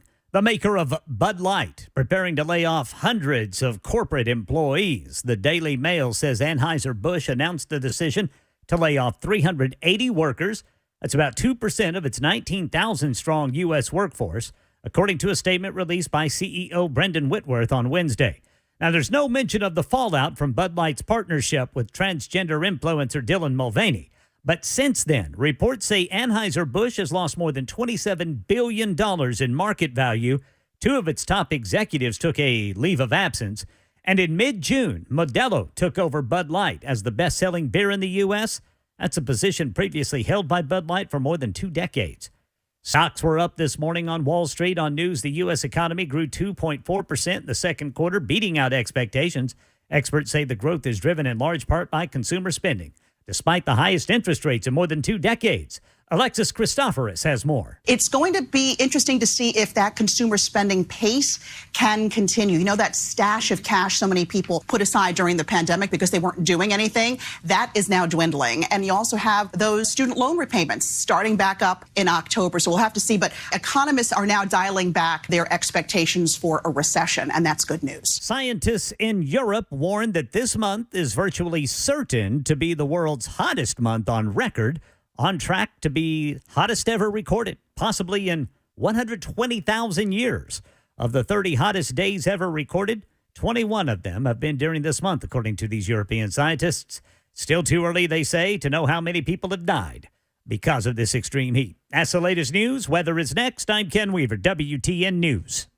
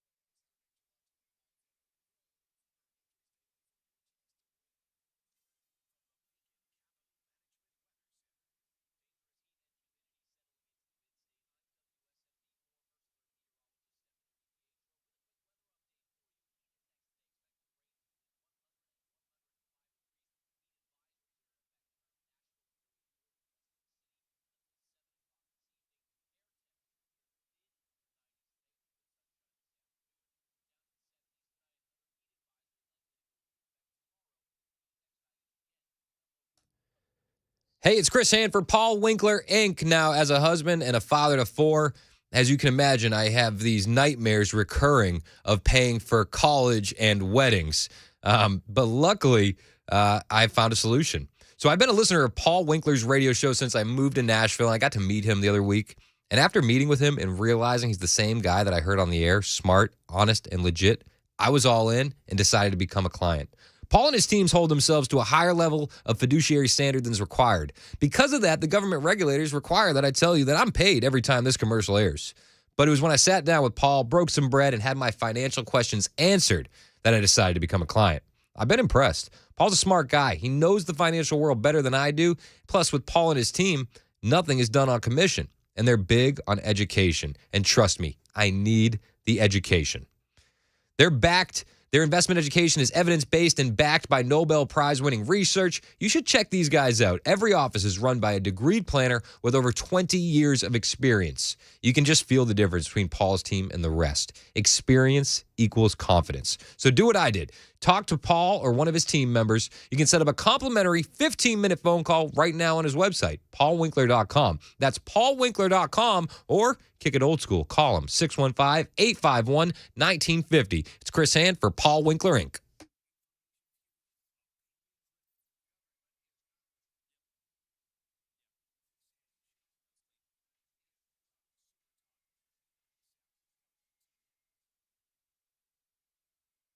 Oh my goodness, it's 11:06, and we've gone basically the whole show without talking about Hunter Biden. I think that's a new record for me since starting. As you know, Hunter Biden's plea deal fell apart. The judge refused to rubber stamp the sweetheart deal, saying it was too broad, and it didn't give her enough information about what Hunter was being immunized from. It's always about the immunization. Hunter then pleaded not guilty. The case is back in limbo. Yep. Big development. Internet's on fire. Conservatives will tell you that this is it. The walls are closing in. Hunter's in a lot of trouble. And, you know, he may actually answer for his crimes. But the left, talking heads on the left will say it's just procedural, that the deal will be renegotiated. And me, I'm somewhere in the middle. I could see it going either way. I mean, at this point, I wouldn't be shocked if he gets busted. Wouldn't be shocked if he gets away with it. I don't know what's going to happen next. And anyone that tells you that they know what's going to happen next with any certainty is probably not telling you the truth. Smart money, given what members of the Democrat Party have gotten away with in the last 10 to 15 years, says he'll get away with it. But one thing is for sure that I'll tell you is that this story is not going away. And the White House is going to have to deal with it. And even with that being said, they're still not commenting on anything. Many people have been following the news in Delaware today and we're going to have a lot of questions. And so here's what I'll say at the top before I turn it over to my colleague, the Admiral. Hunter Biden is a private citizen, and this was a personal matter for him. As we have said, the President, the First Lady, they love their son, and they support him as he continues to rebuild his life. This case was handled independently, as all of you know, good enough, by the Justice Department under the leadership of a prosecutor appointed by the former president, President Trump. So for anything further, as you know, and we've been very consistent from here, I'd refer you to the Department of Justice and to Hunter's representatives, who is his legal team, obviously, who can address any of your questions. She cracks me up. We have been very consistent from here, as you know. Consistency has been the name of the game. As you know, and we've been very consistent from here, I'd refer you to the Department of Justice. It's very, very consistent, KJP. You know, consistently not answering any questions. That's about all the consistency that we can expect from Karine Jean-Pierre or President Biden. That's about all the consistency we get from the most transparent administration in history, just consistently avoiding and dodging the questions. Also, I do want to note, she keeps leaning on the fact that Hunter is a private citizen. Does anybody know how many private citizens get taxpayers footing the bill for his ride and security detail on the way to court for tax evasion and gun charges? Has that ever happened before? The taxpayers normally foot the bill for a ride and your security detail on the way to court? I'd wager it's probably not happened before. So we, the taxpayers, just so I'm clear, we're footing the bill for his Secret Service detail and his ride to court. But we, the taxpayers, are also, at the same time, we aren't allowed to get any answers from the government who's using our tax dollars for the president's crackhead son. Got it. I just want to make sure. I just want to make sure I'm connecting all the dots because it's very confusing if you don't lay it out. So what does this mean for the Biden administration? I mean, the White House, as you know, has been trying to distance itself from Hunter's business dealings, and Karine Jean-Pierre, cringy herself, and the administration have gone from saying Joe never spoke about Hunter's business dealings to saying Joe was never involved. Saying they never spoke to Hunter about the business deals to saying Joe was never involved in Hunter's business deals. It's subtle. It's very subtle, but it's important. And it highlights that they know they're in trouble. And that this case is making things all the more difficult for the Biden administration. Moments ago, you said that nothing has changed when you were asked about the president's previous remarks on his son's business dealings, but the language has in fact changed. So I just want to clear this up once and for all. The president has previously said that he has never discussed overseas business dealings with his son, but the White House now says that the president has never been in business with his son. So why the updated language? Which statement is true? Or is this semantics and they're both true? As I stated on Monday, when I was asked this question multiple times, nothing has changed. Oh. Nothing has changed Okay. on this.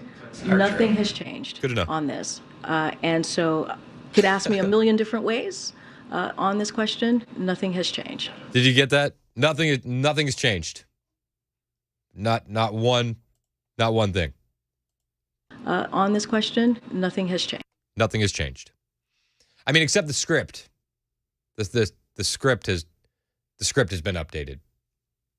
The devil's in the details, and this White House, this Democrat Party, and the left-wing media in general are all very, very precise in their language. That's been the overarching theme of today's show. They're very, very precise in how they say things. And the script feels like it changed overnight. Feels like a lot of this has changed overnight as the plea deal fell apart. And mark your calendar. This is exciting. This is so exciting. The next hearing for Hunter is August 25th. And until then, until August 25th, this will continue to hang over the head of the Biden administration. It's not going away. It's an issue that they're going to have to deal with. I don't know how they're going to do it, but they are going to find a way to put this story behind them before August 25th, which is Hunter's next hearing. And then, even after that, even if the Hunter court drama goes away, the Biden crime family drama, man, it's just heating up. Peter Schweizer was on Fox News and really clearly laid out how bad this is for the Biden crime family if all of this is proven true. We've been at this since 2018. They initially said there were no foreign deals. Then they shifted and said there might have been foreign deals, but the Bidens made no money. Then it became Joe Biden didn't know about any of the deals. Then it became Joe Biden didn't participate in any of the deals. And now it's that he was not in business with his son. Look, the implications for this are huge, Jesse. If you look at that 1023 form that the FBI released, if that document is true, that document reveals that one of the people that was at those meetings that heard the conversations about bribing the Bidens worked for President Zelensky. Who really wants to believe, if that meeting took place and that document is accurate, that that individual did not go and report to President Zelensky what he heard? And again, if that document is true, who wants to believe that President Zelensky and his administration have not used that as leverage over Joe Biden when it comes to negotiations on Ukraine policy? We may all have to start learning the Ukrainian word for compromise because this is a very clear indication of how this has shaped this administration's policy towards Ukraine and also towards China. You mean to tell me that Ukraine is possibly holding dirt over the Biden's head as leverage? You're kidding me. That's shocking. To be fair, I I'd at least understand the why in that scenario when it comes to giving Ukraine billions upon billions of dollars for their losing war effort with Russia that really, at the end of the day, has nothing to do with American interests. And you know, if China's holding dirt over the head of the Bidens as leverage, you know, at least I'd understand the why in that scenario for the knee bending to China. I don't agree with it, but at least it'll be more understandable than, you know, what do they say in Ukraine, that we're there to preserve democracy. Woohoo! And then in China, we get fed lines from the government, you know, saying, "Oh, they're not that bad. They're a key partner. It's strategic." That's what we hear from them. So that's the latest on Hunter Biden. Here's the latest on the investigation into President Trump. So apparently, his lawyers met with prosecutors in special counsel Jack Smith's office. Trump's attorney Todd Blanche, John Lauro have met with the prosecutors in Smith's office, according to 3 sources. The lawyers were told to expect an indictment. That's the latest. That's what we have so far. And as more of that info becomes available, as I'm sure it will very, very soon, word on the streets is this meeting just ended. So we're going to see information start to trickle out. As we get more information on Trump's possible indictment and surge in the polls, we will have it for you right here on Super Talk 99.7 WTN, because we have coverage all day long. Matt Murphy comes in at noon. Brian Wilson in The Drive takes you home at 3. And we'll have the latest. That's what we do. It's what we're paid to do. But yes, Trump's lawyers have been told to expect an indictment. I would also add, Trump's campaign is expecting a surge in donations and a surge in the polls if he is indicted again. Because every time they indict this man, the polls go up. The money flows in. And somewhere, I just picture somewhere, Ron DeSantis is just stewing mad because he knows that he's going to continue to lose donations. I mean, word on the street is that his donations have been abysmal. Absolutely abysmal. Oh, poor Ron. He should have never ran in the first place. He should have just stayed pro-Trump and been doing the governor thing, man, and just crushing. Because everybody was on his side. But when he tried to steal Trump's base from Trump, everybody thought he was disloyal. Again, I think the only winning scenario for Ron DeSantis in all of this is to back out, go full Trump, support him through these indictments, and just, you know, full-on campaign for him. I think that's the only way back to political relevancy for Ron DeSantis. Because as you see, Trump is more relevant than ever.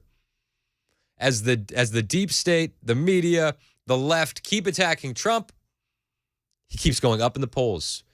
It's almost like a rapper. If a rapper gets arrested, it's more record sales. Like that's where we're at with Donald Trump. Like that is so true. I love that analogy. Like, you know what I mean? Like, oh, this is like good for PR. Like he's the most gangster president we've ever had. Teflon Don. And, like, he's gonna more indictments mean more money, more campaign, more poll numbers, all that. Ron DeSantis is just kicking and screaming somewhere. 615-737-9986 if you want to join the conversation. 6598 texted in and said, no, many of us don't want Trump. Well, I don't know what to tell you. Tell the left to stop prosecuting him. The best thing the left could have done if they didn't want Trump to win the nomination would have been stop attacking him. Stop bringing him up. Stop mentioning him. And that would have been the thing. Oh, 6598 texted in and said, Trump is part of the machine, you doofus. Well, sir, how dare you call me doofus. that? How dare you call me that? That hurt my feelings. It's like the first mean super text I got all day. Granted, most of the super texts we got earlier were like just random words like grass and potato when we were Googling random things to see if there was an article on it being racist. But don't call me a doofus. Hurts my feelings. Trump is part of the machine. then why does the machine fear him? If Trump is truly part of the machine, why does the machine fear him so much? I don't think there's any other candidate that is getting attacked more than Donald Trump. Kevin texted in 8,000. Kevin's got 8,000 for his last 4 digits. That's dope. That is sick. Kevin texted in and said, the more the left hates something, the more we should embrace it. And Kevin, to that I say, I agree with you wholeheartedly. If the left and the media tells you, random thing bad, random thing is probably good. If the left and the media tell you orange man bad, I say orange man good. It's the Chris Hand Show. Thank you for being here. Find me off air on Twitter, Instagram, Truth Social, at Chris Hand on air. Hit the follow button. I'll follow back. 0344 texted in, said, whether you like Trump or not is irrelevant. His policies worked. Amen. 4533 texted in again, said, Trump tards. Again with the insults, man. Hurting my feeling. JB texted in and said, WTN doesn't hire any doofuses, bro. Aw, thanks, JB. Hey, yes. I don't know how I made it here, but yeah, I don't know. We got Mac. Mac's producing. I slipped through the cracks. If Mac's not here tomorrow, we fix the doofus problem. I'm kidding. It's 11:21 on Super Talk 99.7 WTN. This is the Chris Hand Show, and I love that you are a part of this on Super Talk 99.7 WTN.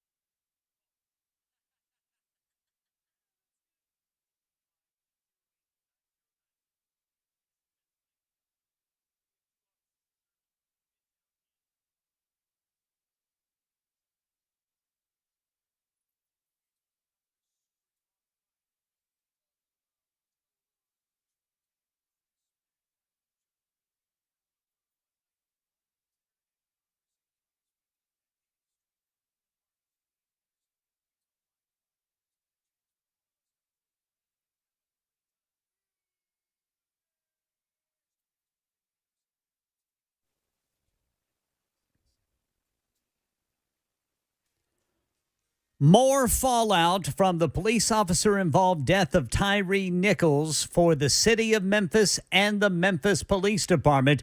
We'll tell you what the Department of Justice just announced coming up at 11:30 on Super Talk 99.7 WTN. Thank you, Ken Weaver. It's Super Talk 99.7 WTN. My name is Chris Hand. As we stated, we're getting live updates into the WTN studios. Trump lawyers have been told to expect an indictment. So if you're on the Trump email list, like I am, expect that email for donations later this afternoon. That's all. That's on the way. That's like, honestly, like I'm a Trump fan. I don't know if you've noticed that. What? But the one thing that I really like, just, you know what grinds my gears is, what galls me. You know what galls me? It's the email blasts. Like, ugh. Mm-hmm. For the record, I don't like giving money to any politician. I did donate to Trump once, but that's the only time I've done it. I don't like giving money to people that don't really need it. But I did that because everybody told me not to. So there's that. The super texts have been rolling in at 615-737-9986. 8403 texted in and said, all those Trump Chris Hand haters texting in are artificial intelligence responses. 8403 has been listening to the show today. It's a dead internet theory. It's the dead super talk text line theory. Yes, just a bunch of bots in here. Yeah, it's a bunch of bots. Bunch of conservative bots. Oh. 9058 texted in and said, kind of odd everyone loved Trump until he was president. Wondering because he wanted to take this BS system down. He doesn't, and he doesn't need to be in there. He loves this country and he wants to fix it. That's one of the things that I agree with. With Trump, he literally had no incentive to be the president. Everybody loved the man. He didn't take $1 of salary when he was president. He could go retire comfortably. He's the only president that left office with less net worth than when he went in. I mean, he's been vilified, indicted over and over, and people still say Orange Man bad. I think Orange Man good. That's just me. 3928 texted in and said, Trump DeSantis ticket 2024. You know, for the longest time, I thought that was a winning recipe. I really did. I really, really did, 3928. But you know what? I just don't think that Trump will go for that. I just don't think that Ron DeSantis showed his true colors. If Ron DeSantis was smart, he would have waited until 2028. John just texted in and said, who are you calling a bot? Sorry, John. I don't mean everybody texting in is a bot. Dave texted in. He said, Orange Man bad. Am I allowed to say the A word? I think so.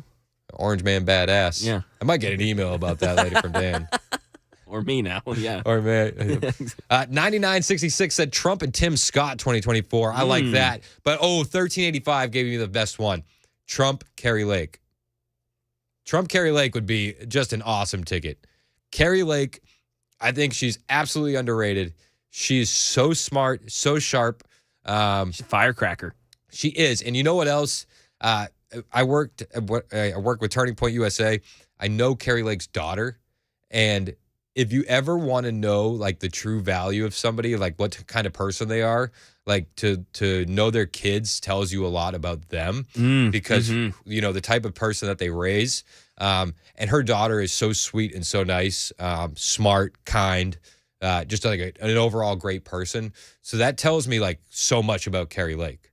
I haven't met Carrie, but from what I've seen of her on TV and what I know from working with her daughter, if you can raise a good person, you are a good person. And that says a lot about you and your character. I would be 100% happy with a Trump Carrie Lake ticket. 100% happy with Trump Carrie Lake ticket. What about a Trump Ramaswamy? I like that, but I don't know if Ramaswamy would go for that. Would do that. Gotcha. Yep. Yeah. I just like them as individuals, I guess. So, and Ramaswamy, to his credit, he's the only one in the primary field that hasn't been like just crapping on Trump every chance he gets. So, I like Ramaswamy. I like what he says. I don't know if he has the clout to make it that far, but people said that DeSantis is setting the table for 2028. I think that Ramaswamy is the one that's really setting the table for 2028. So, that's my thoughts on that. It's 11:30. Let's jump over to Ken Weaver and the news on Super Talk 99.7 WTN.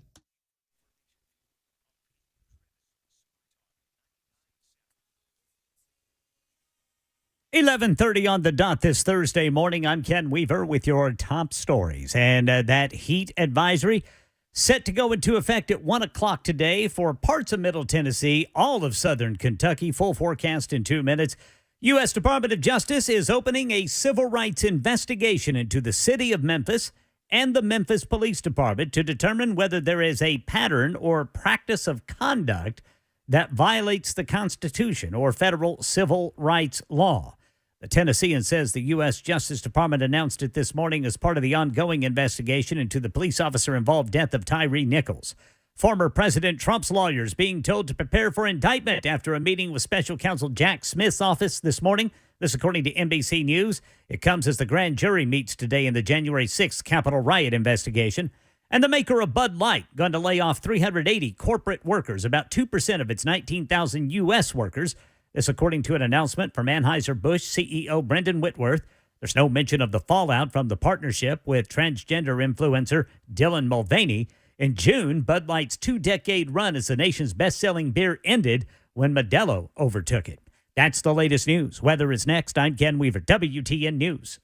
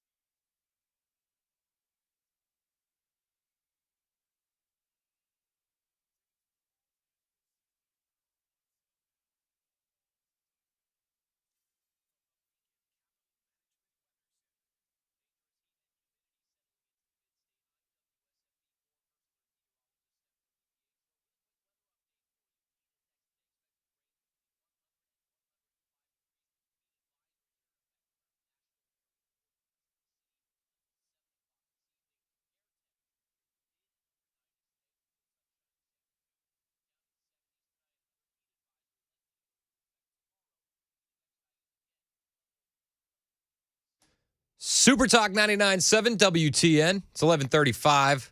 Crazy hot outside. That Tennessee living. So we were talking a second ago about who would make a good vice president for Trump to run with. The super text line's been going crazy. We open the phone lines if you want to weigh in on this, 615-737-9986. I had said that my favorite would be Carrie Lake. Mm-hmm. And my reasoning was I know her daughter, and her daughter's awesome. I haven't met Carrie Lake, but I work with her daughter at Turning Point. And if you can raise a good human, chances are you're a good person. And I like from what I've seen of her on her speeches, on her campaign trail, I think she's a firecracker. A lot of people didn't agree with me. 5543 said not Lake. Dems will have a field day with all the election denier talk. The focus has to be on Biden. I think that's a fair point. The focus does need to be on Biden, but I think that if there's anybody that can deal with the attacks from the press, Carrie Lake and Trump can handle that. I mean, could you imagine Carrie Lake and Kamala debating? Carrie Lake would absolutely mop the floor with her. Eviscerate. Oh, my gosh. We thought Tulsi Gabbard was bad. Tulsi Gabbard is like small potatoes compared to Carrie Lake. I mean, Mike Pence mopped the floor with Kamala. Low energy Mike. Old shock therapy Mike. Like, Carrie Lake would crush. Ooh, that'd be embarrassing for Kamala. It would absolutely be embarrassing. We got on the topic because we were getting live updates in from Trump. His lawyers have been told to expect an indictment. So we also can expect poll numbers to go up, donations to go up. And I want to know, who would you want to run with Trump? Somebody said Candace Owens would make a good VP. Candace Owens is another person. If it couldn't be Carrie Lake, Candace Owens would be such a firecracker. Have you got to meet her? I haven't met her. I've seen a speech or two of hers. Gotcha. And she's awesome. She's absolutely awesome. 0164 says Candace Owens, it gives you 3 advantages. She's intelligent, she's black, clearly a female, and she understands that they can't accuse Trump of being racist or bigoted. I mean, she's a triple threat. Absolutely. Absolutely. I think Candace Owens or Carrie Lake would be such good choices. Absolutely great choices. A lot of people, though, disagree with Carrie Lake. They say she would be too distracting. 7453 said Ben Shapiro.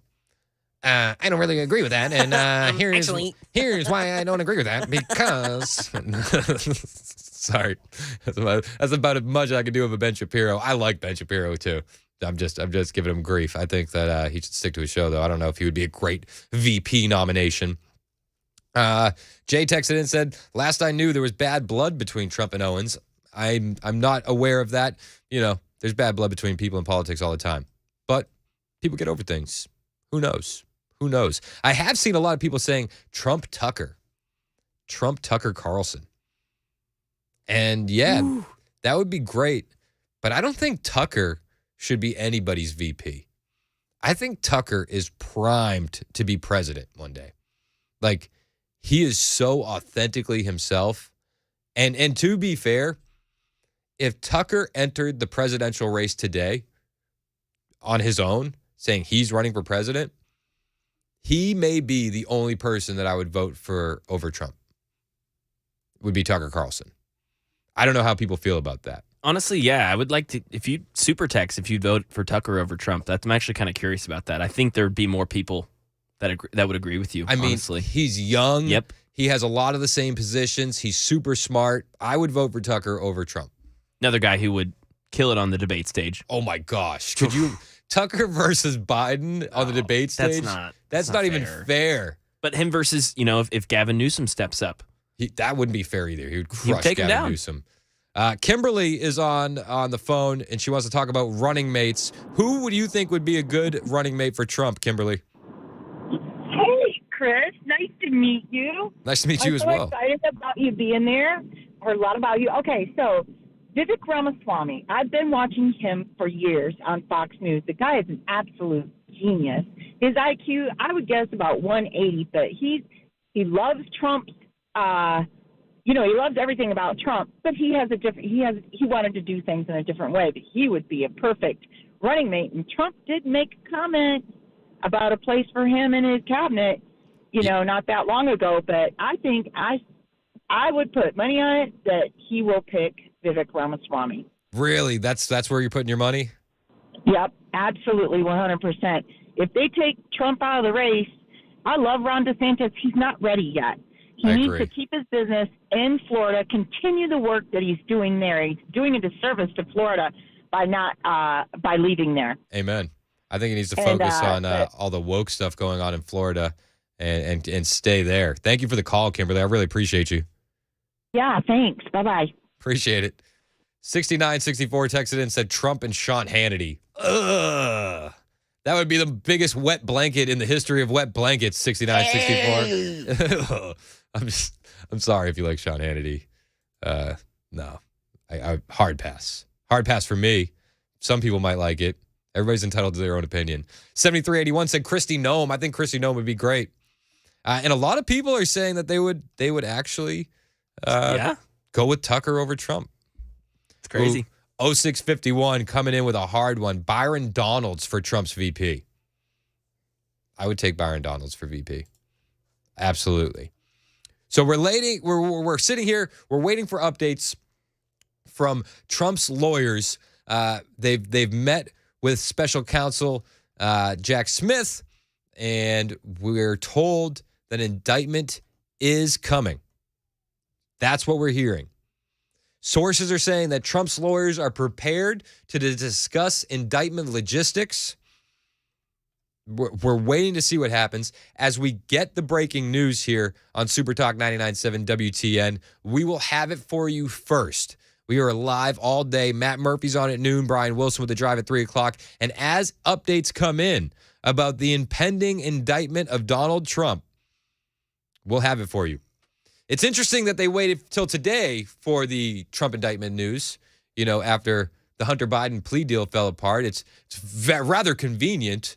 They had the UFO hearing yesterday, and that was supposed to be a big distraction, and it was met with a collective, meh.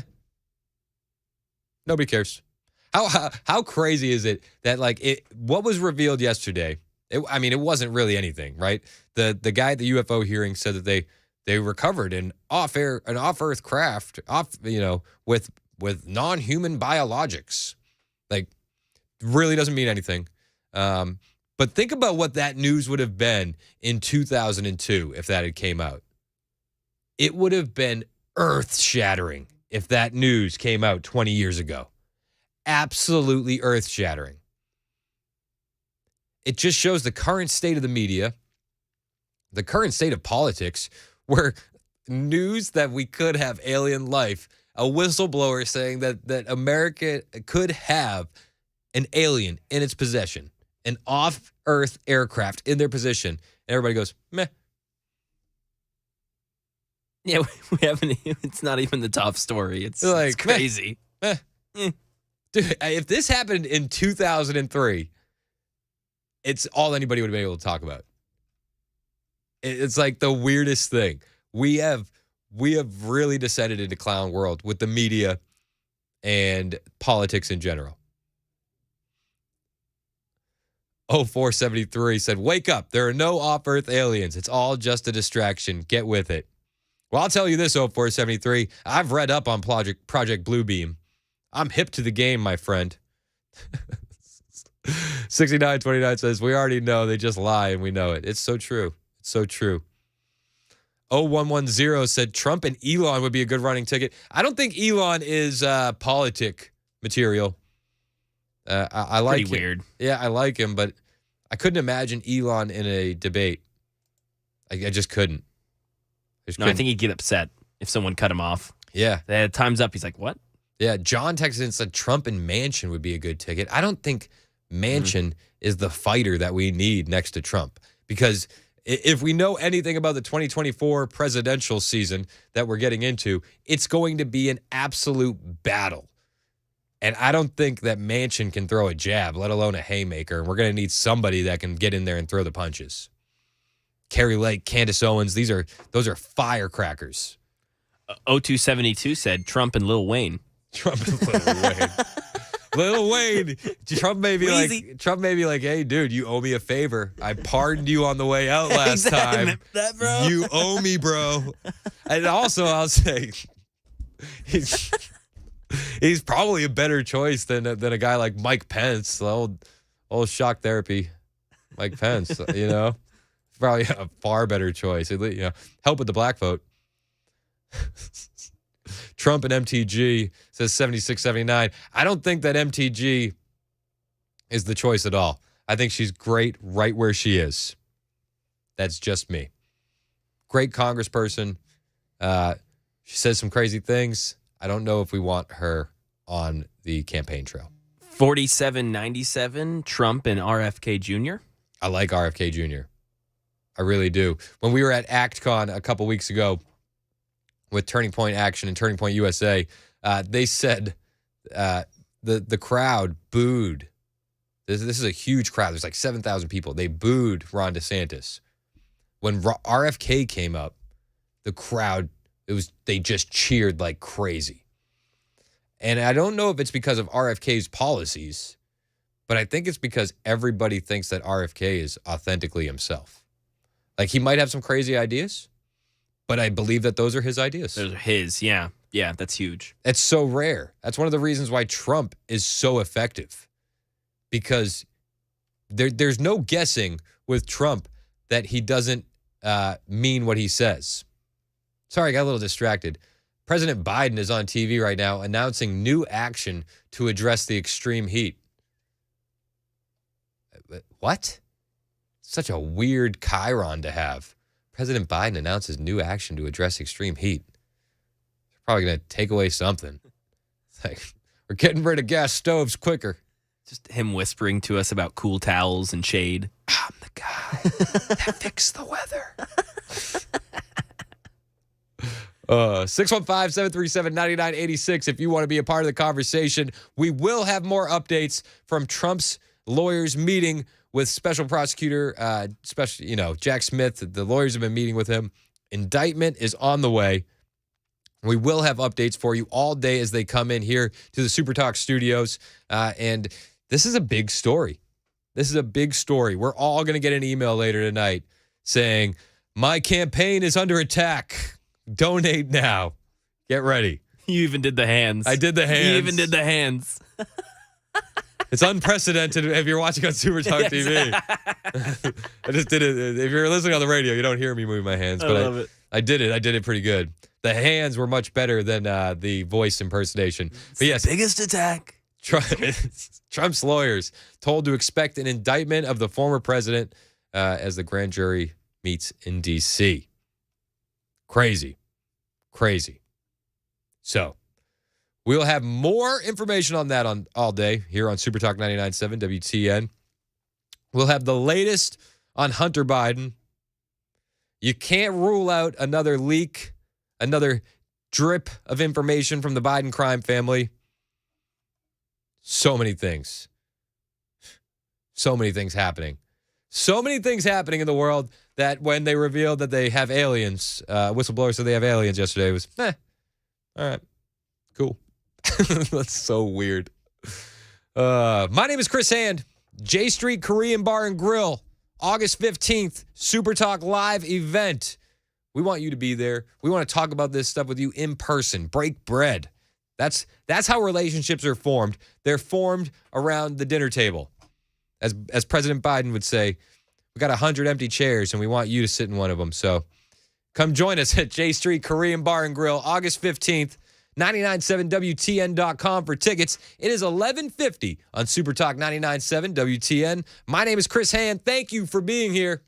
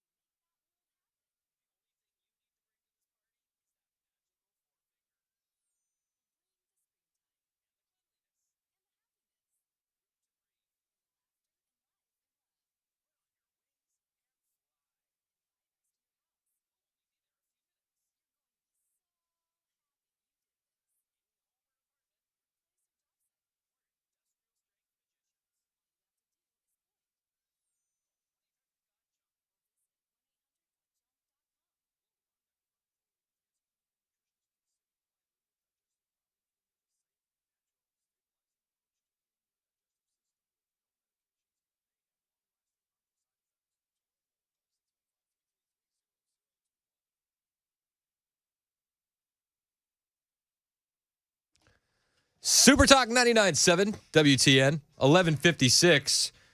Joined in the studio by my best friend Matt Murphy. Matt, do you know what happened this morning? I got up. I mean, I know a lot of what happened this morning. I don't know in particular what you're referencing. On the radio. You mean Dan came at you about your headband on about Twitter. the pickleball headband? Dan, you know what? Do you know what I did? You defended me. I did.